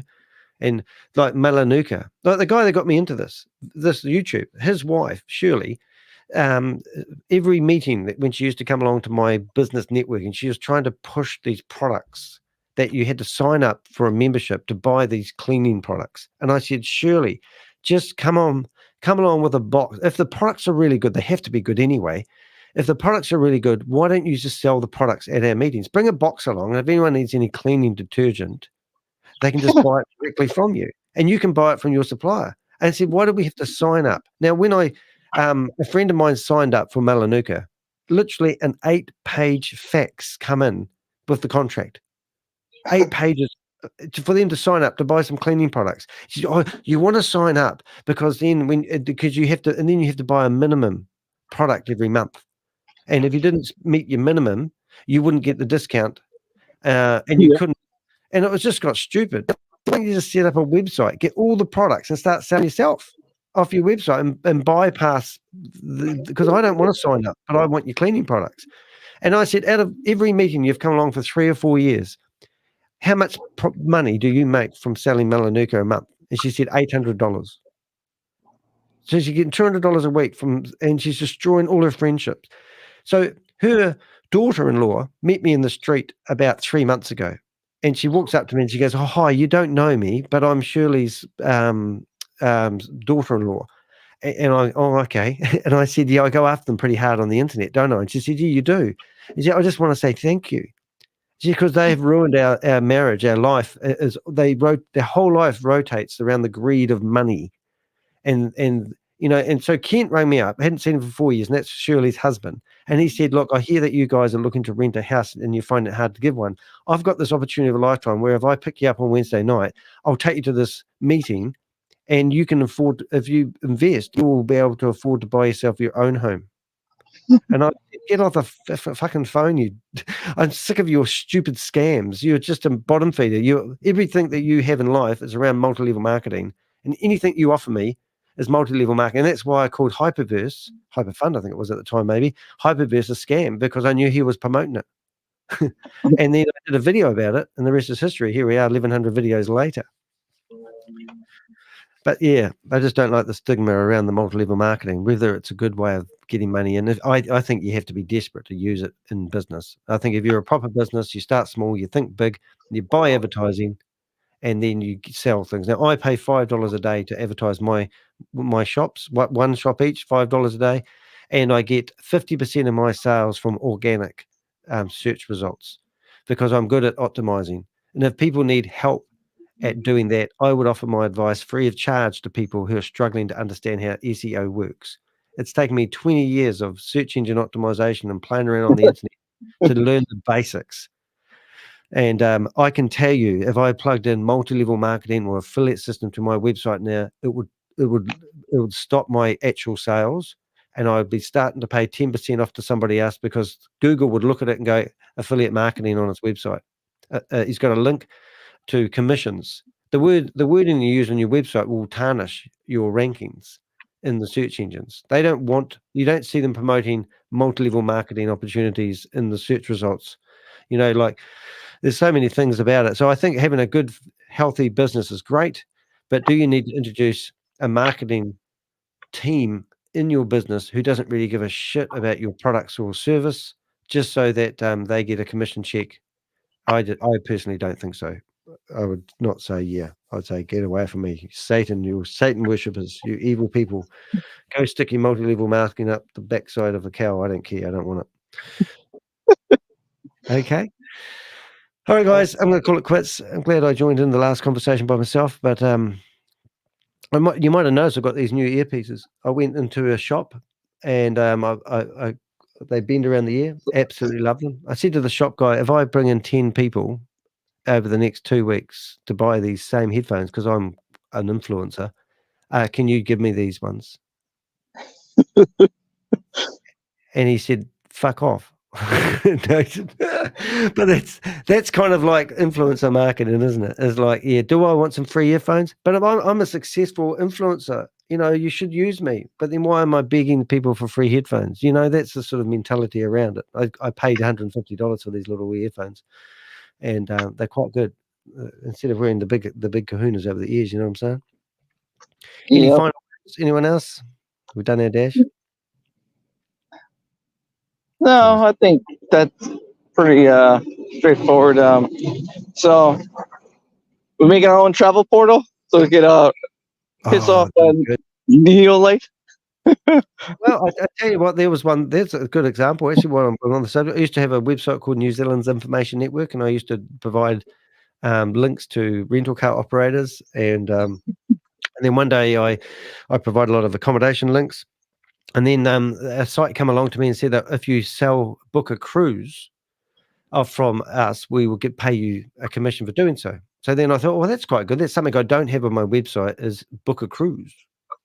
So I added that on there for years. Never did anyone ever book a cruise from my travel website, but the theory was quite good. But they got to advertise on my travel portal when I got to fill a gap that I didn't have, because I didn't have the relationship with the cruise liners to go to them and say, would you purchase advertising on my website? So I went to one of those like last minute deals or the hotel club, and they provided a utility for me that I liked having on my website. And yeah, if I sold it, I got a bonus. And I think at one stage in my heyday, I actually were getting a couple of grand a month from commissions for travel bookings for hotels that I didn't do. And what I realized is I was specializing in New Zealand accommodation, but people that were traveling the globe were traveling to Australia, New Zealand, America, and they would use my website to book other countries, which I didn't have. So it filled a void. And also I got paid a commission for letting them advertise on my website.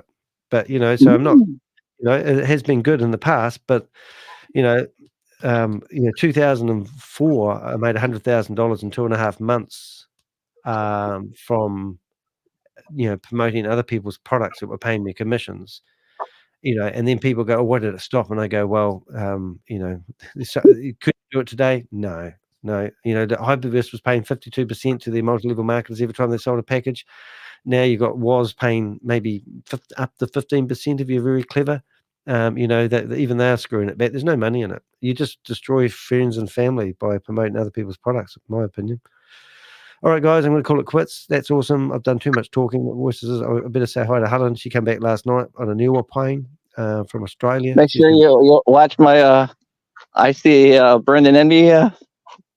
Come on, where did you see we should go back and watch Ven. We should watch one of their lives, see what they're up to. Oh, look at this, guys. I'll just show you something interesting. Look at this.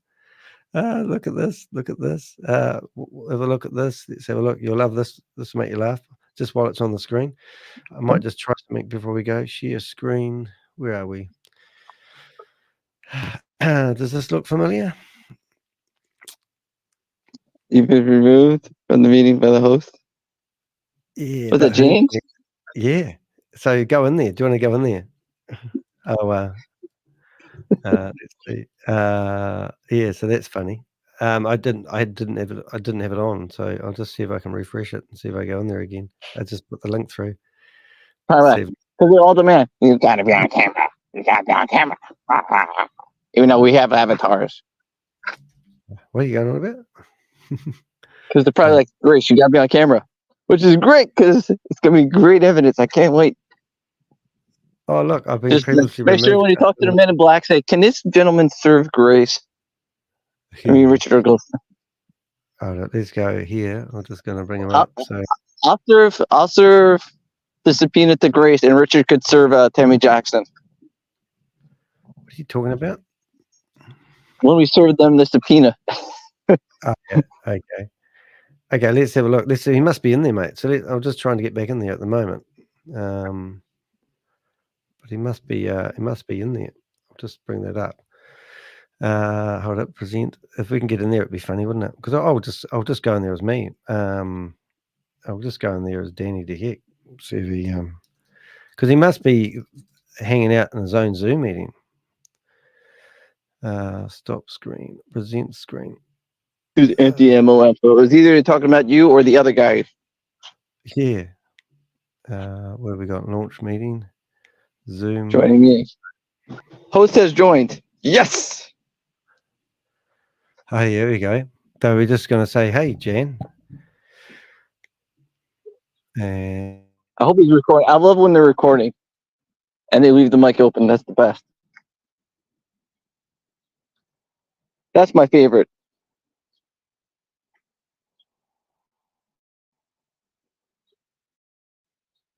So what's the story now with Bit Harvester? Because you guys said it earlier today. Is it running or is it stopped? Because that's what you're going after, right? This Jan guy. I believe it's still running. Yeah, I mean, he's still promoting it, and I still see these. Is it real or is it a scam? That's what I'm really going for asking. I haven't. To be honest, I haven't looked totally into it yet. Like, I just seen what his comments are. Like, he's trying to say, "Oh, this USB controls the software and the algorithm." I'm like, dude. Oh, you got it. To me,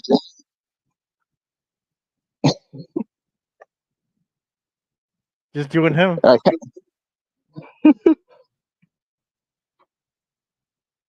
I'm not in. Danny's in. I do it.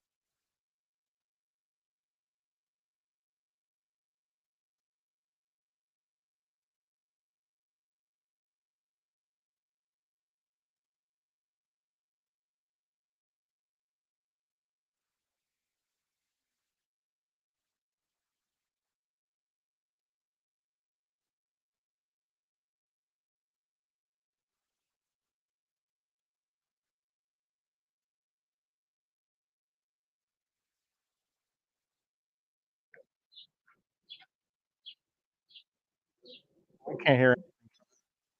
I can't hear him. How come they let Danny in, not me? That's messed up. Would you use like a top secret name to get in? No, use his real name.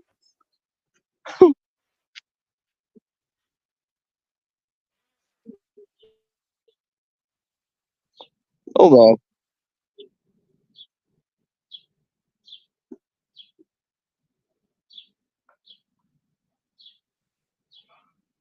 That must be. But he's like, oh, there's only 10 people who love me in the room.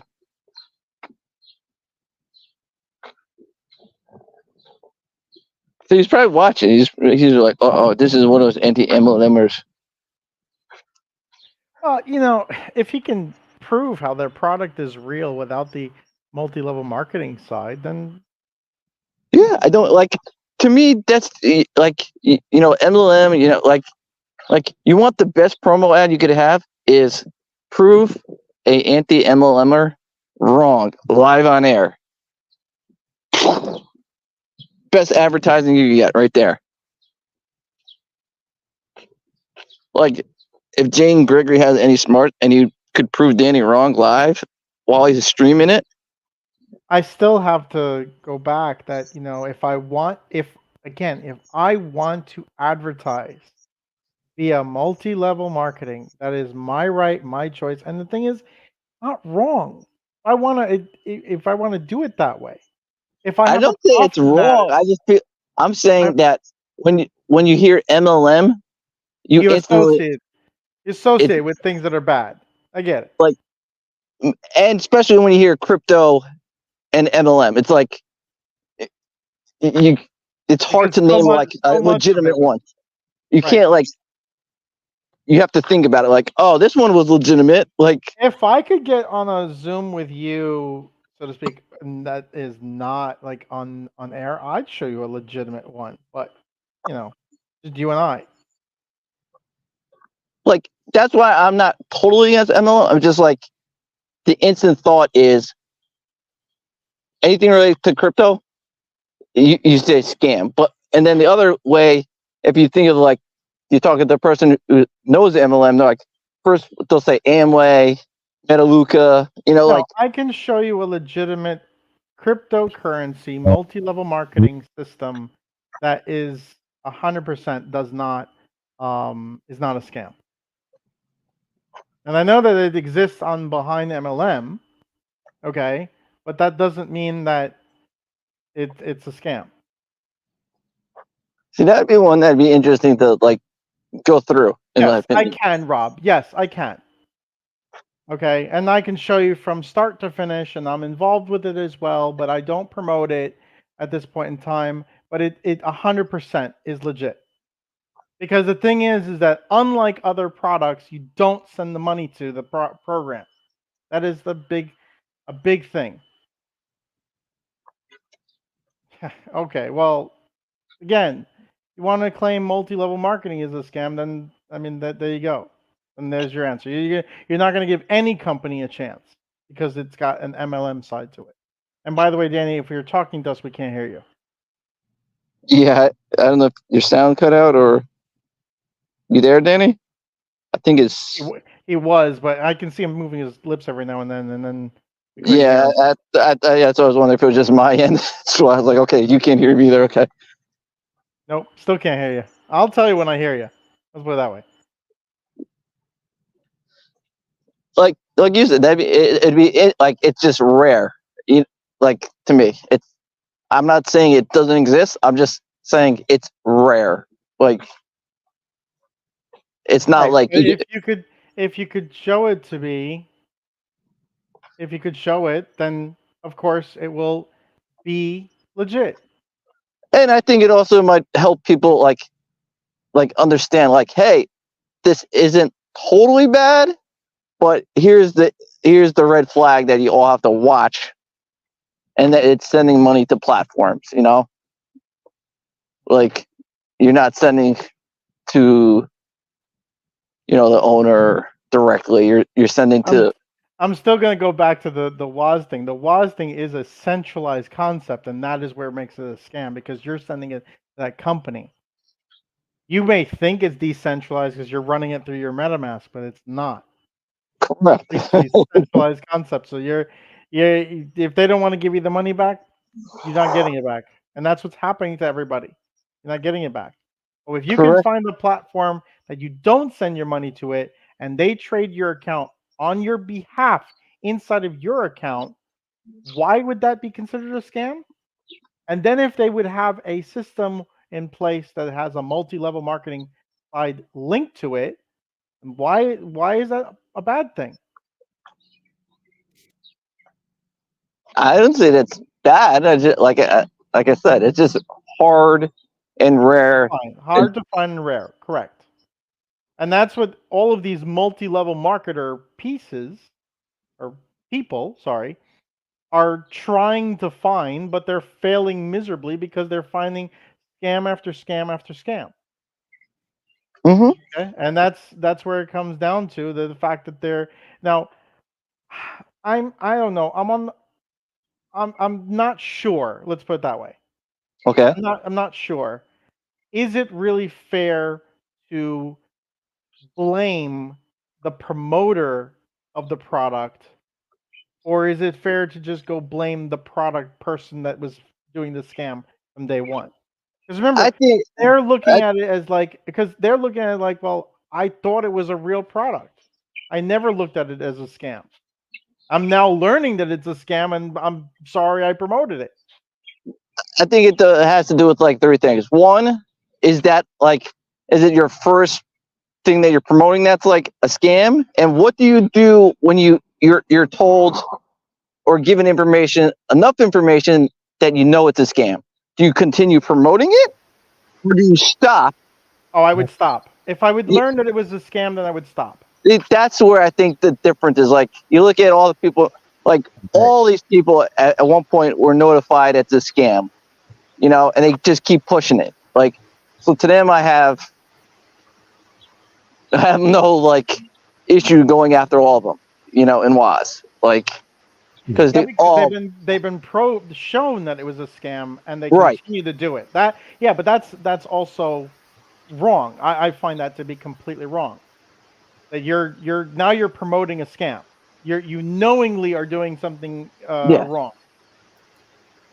Yes. I'm back. Can you hear me? We can, but there's like but you're like muffled. Muffled. It's like your headpiece is not completely plugged in. Okay. Oh, you know what? Yeah, it's I don't know. Not either plugged in. There we go. I'm a real man. I just killed it. It was amazing. So I'm normal now, aren't I? Yes. Yeah. Now you leveled out. Yeah, that's amazing. Back down. So what do we carry on talking about? Not multi-level marketing. No, we're saying like if like it's like me and him were saying like it's rare to find one that's legitimate, but it also depends on me like the history of the promoter. Like if all you promoted is scams, then I have sorry, you're kind of done. If it's a one-time promoter, like let's say Danny hops into one, he starts promoting it, and he's like, "Oh, sorry, I found out it was a scam." At the end, I'm more lenient towards that person versus the third category is the person who finds out or given enough information to scam and continues to push it. So I feel like there's levels. Like you can't just say, "Oh, you should have known." You know, it's like how long you've been promoting this kind of stuff. And what did you do when you found out it was a scam? Did you continue to push it even though you knew they were exiting? Do you think Joe would stand up in a courtroom and say he didn't know it was a scam and he didn't realize? He was given every one of them has the same documentation. Like so the thing is that to answer that question, Danny, is the sense that in the beginning it would fly. After a while, no, because you have proof. And articles and cease and desist orders and XYZ, and you did it anyway. That's where they'll nail them. It's not about that they were promoting it at the time when they first started. It's promoting it after the fact that you were told not to do it. Yeah. I agree with that. And then if he goes and starts another program promoting another lot of multi-level marketing somewhere else. Until that one is told no. Until it said, okay, this one is also deemed a scam, then he can promote it. The problem is no, he can't because he hasn't learned, has he? From his. Well, also, I guess it depends on what the court says. Like if he's found like super guilty, and he say, "Hey, we'll let you not stay out of jail, but we don't want to keep you promoting more of similar programs like this." It also depends on that. I think is the X factor. Like, how guilty were you after you got? Well, at that point in time, what he needs to do is kind of ask his lawyer before he starts promoting.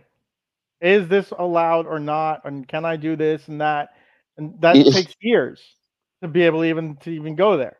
So you think Jan would have a case if he's got 10 failed Ponzi schemes behind him, and then all of a sudden he's decided to start promoting a new one that hasn't been labeled as a Ponzi scheme yet? The question is, when did he start doing it and when did he stop doing it? Because if he stopped doing it because the system failed and it collapsed, or did he stop promoting it because it was deemed a cease and desist order from California almost immediately when it started? This is what happened with Vortec, as an example. It came out and it almost immediately was deemed a scam right away. And then yet they kept promoting it. Correct. You're missing the point. So let's say I start up a Ponzi scheme tomorrow. And Jan Gregory comes along and he starts promoting it. And then I decide that I'm going to start scamming everyone with it. But is if the authorities or the system said, yes, this is deemed a scam, or let's say MetaMask deems it as a phishing thing, then you need to stop.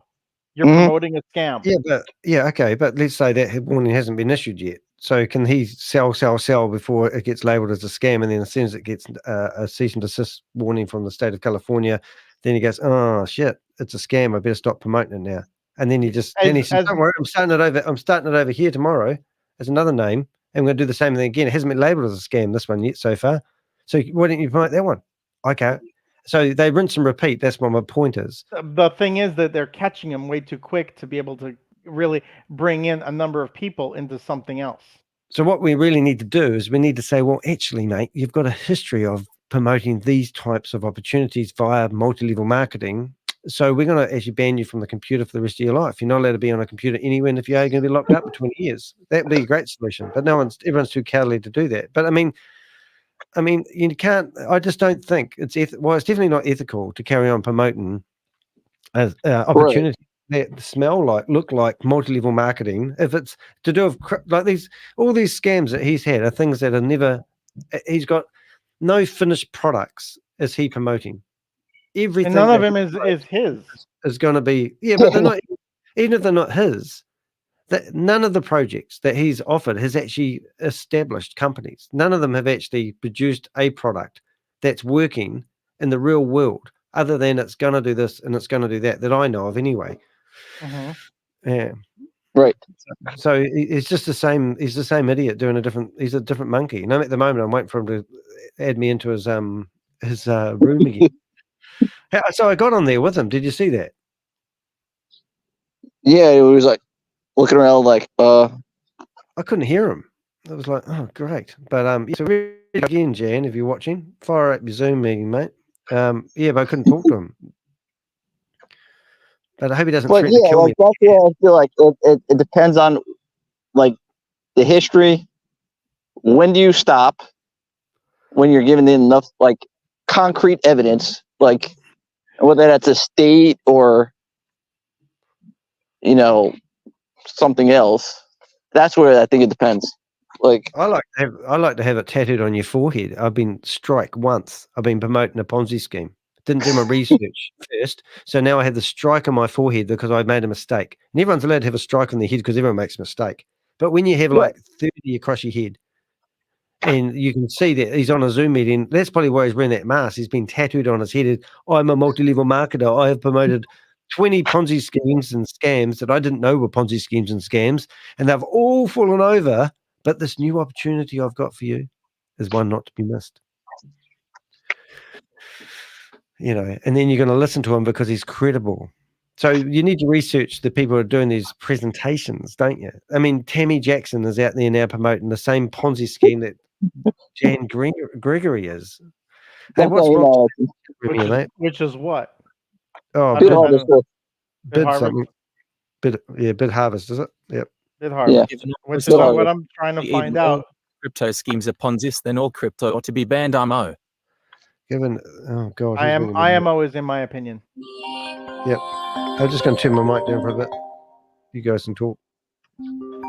I'm trying to read what the chat is saying, and if I don't want to do it on YouTube, Crypto Domino, to be live. I'd rather have a private conversation. If I'm going to explain to you a multi-level marketing company that is crypto based, and I can show you exactly the ins and outs as to how the whole company runs. Is that allowed? Can we do that? I mean, I know you guys have a Zoom that you can run. So I'll show it to you. I mean, you don't make a lot. There's no promise or guarantee what you're going to make, but you can do it. It's like a copy trader program. Is copy trading illegal? No. In my opinion, no. Okay. But that's why you win. You go win a lot and you go lose a lot. You just got faith in the guy you're copying. Exactly. So you can lose. I'm not saying you're going to only win. Okay. And then the thing is that, and again, that one has losses. It's not like you're only winning. Okay. And it has a multi-level marketing side to it. But again, it's regulation ought to come in that says an organization needs to prove to authorities it's legit before it can be promoted. Brilliant idea. Then the conspiracy theorists will say that civics next that government is threatened by and anti-crypto and people's freedom. It's Just reading those comments out. Thanks, Rob, for those comments. Finally, yeah, the financial advice, you scammer. I think he's talking about you, mate. Show the pink elephant. Yeah.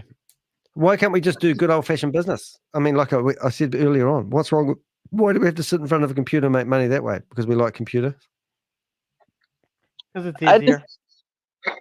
I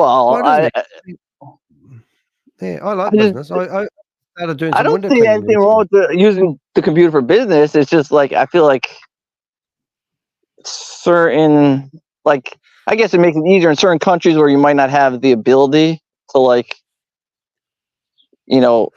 Rob, you'll never step away from the computer because you like being in front of the camera and doing your show, and your YouTube will grow just like Danny's an was. antique dealer. He's doing house calls, dropping into people's houses, looking at their antiques and purchasing them. He puts them on Trade Me, sells them, and he has people come around looking at his antiques and he sells them. So that's what he actually does for a living, and he's very good at it, even though he hates it and he wants to change his profession. But he also is a public speaker trainer, and he's got a stutter, and he likes talking in front of the camera because it helps him when he's. Rob's first disaster in business was when a lady rang up and said she has some sort of Queen Anne something polished something or other for sale, and she said, what's your name? And Rob stutters and he couldn't get his name out, and she said, well, if you're not prepared to tell me your name, and hung up on him. And it was at a time when you didn't have caller ID, and that was, so Rob's like, oh my God, that was just a fantastic opportunity that he couldn't get the words out. The lady thought that he wasn't telling her who he was, and hung up on him. So he uses YouTube to practice his speaking. And if you have a beer with Rob, he will stutter quite a lot because he's relaxed. So even being able to speak is an effort for him. He has to get himself into the zone, so to speak. So, not all things are... He's been in the zone every time I come online. He had no problem. So Black focuses him. You make him super focused. He's like laser driven. Yeah. And you will see, I can see when he's using his techniques to not stutter. And it's quite amazing. First time I met Rob, he was doing a speech about to a Rotary Club that I was a member of. And about how he's a stutterer, and you're thinking this guy don't stutter, but it's pretty cool. We've got some good comments coming in here though. Danny, is that the real Rob? How someone did a fake account on Rob? Oh, we can easily check that out. Let's have a look. We'll click on him. We'll go to his channel. We'll go to his channel, and we're looking at the real Rob. We've clicked on his username. Let's have a look. And it looks like the real Rob. Why is he saying funny things, is he? Yeah. I didn't get to listen to you live last night. Look at this, though. You're doing really well with your YouTube channel, mate. There's that German Shepherd again. Sorry. Look at that. No, that's all right. So we've got 6 days ago. Where's your videos? Let's go to his lives. I think Rob is showing up in all the Telegram chats. Like, he's getting posted, like, by everybody. Like I saw him in the German chat. I'm like, Rob's videos in German, and he's always posted in the Telegram. I do like the fact of Rob's the way Rob talks about things, in the sense that he gives you something to think about. It's a different style, yeah. Just think about this. Yeah. Just think about that. Look at this. Look at that. And I think it's very, very entertaining. I can't watch it. It makes you come to like your own, like you have Danny's like, this is the way it is, and then he's like, well, this is the way I see it, and here's why I see it this way. Like, here's the code, here's why I don't believe it's doing this. It's like, okay, yeah. I follow you. Like, I think we complement each other. We still need more. You're yin and yang. Like I know it's like kind of a lame statement, but you are yin and yang. Like, Rob is think, and makes you say. But then, Bob, when are you going to have your own YouTube channel and talk about things? I don't know if they want me to have my own channel, because I'm like both like this, and then I'm also like, I want to see how you would present things in the YouTube video era, in the sense of how you're gonna how you infiltrate the teams. How I infiltrate the teams? I don't know if I can reveal that secret. Like, I joined like 4 teams. Like, I'm sure I'm gonna be added to the Bid Harvester team soon. So that's gonna be fun. Just watching them. I already infiltrated Neo Life, and I've flipped 5 people on that thing. Andy, are you gonna have an account in Bit Harvester so that you can get a commission? I don't know have you tried signing up recently? It wasn't working. Like, so I don't know who their web designer. I don't know if I have to try a different browser, but I've tried 2 already, and the sign up wasn't working. So I don't know what's wrong with there. I don't know if this actually sounds like a typewriter or a spider running over the floor. Here, I thought you were shutting it down here. What? Yeah, well, that's what she's typing. Well, the thing is that you said that you were going to shut down, but then we started talking about all kinds of things, and it never went away. Yeah, well, what happened, Susie? I lost my sound, and then I couldn't get it back. But in the meantime, these 2 guys carried on talking, and then I eventually got it back, got control of the room again. It's a bit of a laugh. We handed the control back over to you. Yeah, and we've managed to get on to a Zoom meeting with Jan Gregory. He must get an email every time somebody goes into his room. Have you noticed that? Yeah, you do. If you have a Zoom account, you do. If you go into somebody's personal room, you'll get an email saying that you have a person in your room. Yeah, so he would just get an email about now. So it would be interesting to see. Then he came in to see who it was, and then he saw who it was and was like, no. Well, we couldn't hear anything what was being said. Could you hear anything? No, I couldn't. That's why I was trying to get the sound going. But unfortunately, when he probably screened you from after a comment on his video, or Marcus's video. He's already kicked me. Watching this video right now, and next thing we'll be doing is I'm going to click the button now. He was making a comment about somebody saying, that one person's like anti-MLM. So I don't know if he was referring to the one guy who's like, come on my show, or if he was referring to you. I don't think he was referring to me, because my videos are all over the place. Like, I just have like archive videos of like. I just want to know, Rob or Bob, when are you going to go live? Because I want to see your videos of how you do things. Yeah, everyone wants to know what he looks like, but he chooses to be on the pitch deck without a proper picture and without a proper name, because he wants to hide his identity, because he doesn't want to be on behind MLM. That's the only reason these guys in these companies don't have their real name. Well, Bob, you don't have to have your picture up. You don't have to do the normal way. We just want to see how you would present things. Yeah, exactly. I think we'd all do well one day if the Avengers all had their own YouTube channel, because we'd be a bigger force. I mean, I think that would be quite exciting. And we all learn from each other. Rob and I learn from each other. We're always talking on the phone. He was up to 3 o'clock the other night trying to fix his friggin' audio gear, and he hit a couple of crackles on his recording last night. I know that what that means to a YouTuber. Like, I'm sounding quite good at the moment because I can hear myself with these earphones. But then sometimes I'll be talking to myself here for 10 minutes thinking, oh my God, the sound's not on. Because I clicked the button, but then I can share that experience with other people in the same industry, and they know and understand, and they go, this is what I did. Trying to get like an Irish. But you're using Streamlabs OBS, aren't you? No, I'm not using OBS. I'm using StreamYard. StreamYard? Yeah. But it's limitations. Like when I was using OBS, it was great, but it would take me a lot longer to set up stuff. Like this browser at the moment that I'm looking at, if you can see on the screen, if I literally flip to another tab, you don't see that until I click a button to say share that tab, and then it switches windows. So that's a great thing about StreamYard, because I can basically go away and do some research on my browser that I'm using. Streamlabs does the same.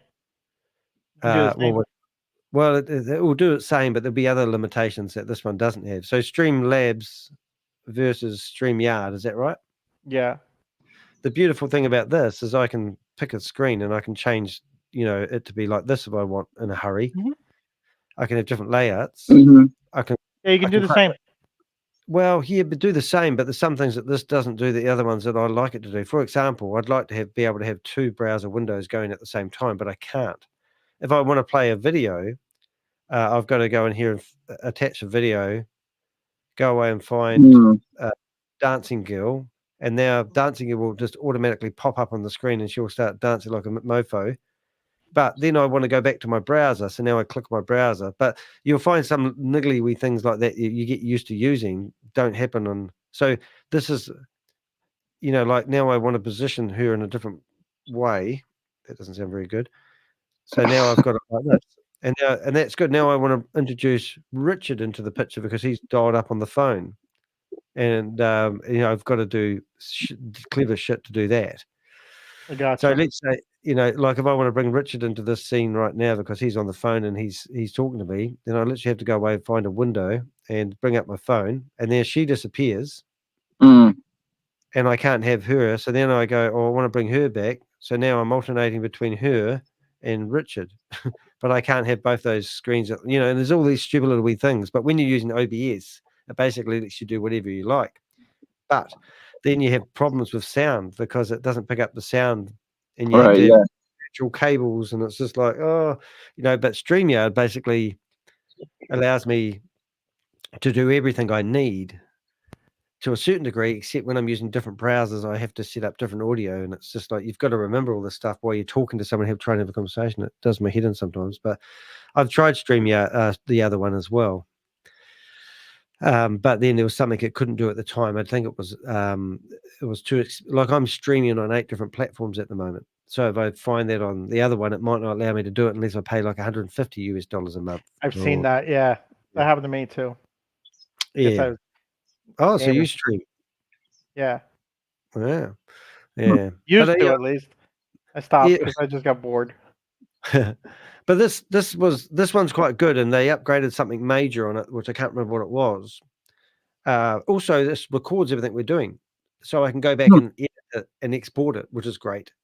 So it's got other advantages, like that 10-hour, 11-hour stream we did the other day.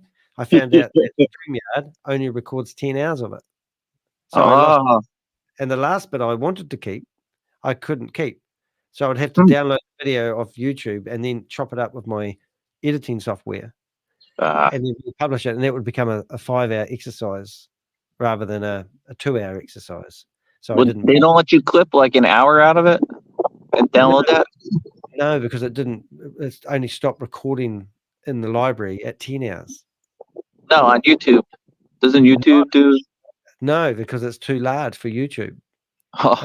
So it's just battle after battle. So if I get a copyright strike in an 11-hour stream, it's too large to edit that out. So then you'll get people you just edit it out. You don't know what you're doing. You go, well, yeah, I do because I do long streaming. You don't. So if it's over 4 hours, maybe, then you can't edit the video because it's too large for their processors to do it, or they don't allow it for whatever reason. But with StreamYard, you can go back to your up to 10 hours, which I learned the other day. No one told me that. So I can go back through my 10-hour video and pluck out the good stuff if I want to make a separate video. And then I could cut that section out, download that section, and then I chuck it into Final Cut Pro, edit it, and then upload, and then save it as 4K because that's better. And then I upload it, and that's the rigmarole way of doing it. Yeah, so no, you're always learning, but like I can tell that to Rob, and he would go, "Oh, I'm trying to do this," and I go, "Well, you could do it this way using this, or you could use it with OBS, and you could do that." Well, the problem with OBS is what I like is I see I've got my background image, so I like having a clear background and popping up on the screen without having a wallpaper. So with StreamYard, I have to have a wallpaper, and I can't have a clear background. So I've tried uploading a transparent BNG. And that didn't work. But with OBS, I can do what Rob does and have me cut out completely. That's something I miss with OBS. But one day they might be able. So then I tried explaining that to StreamYard. Is it possible for me to do that? And they didn't understand why I want to do that. And I said, have a look at my videos. And they go, oh, I see what you're doing. Oh, well, you have to use a background image. And I go, well, I haven't got one here. And I can make my background clear. And that would be cool. But now it's just friggin'. But it's what you get used to too. You become a creature of habit in this games. And also, even you guys, you've got you look the same because you haven't put a picture up So it'd be nice if guests had an area where they could log in, put their wardrobe on, and every time they pop into the meeting, they can pick up that wardrobe that they had last time, rather than have to upload a picture every time. You know, and lots of wee niggly things like that. So I've got some improvements I'd like them to add, but you know how it is. All right, guys, I'm going to call it quits. Nice chat.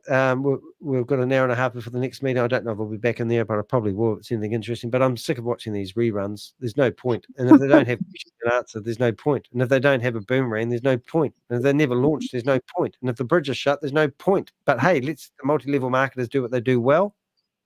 And let's I just don't get. I don't get it. Why do they keep showing the same reruns? I mean, that's like.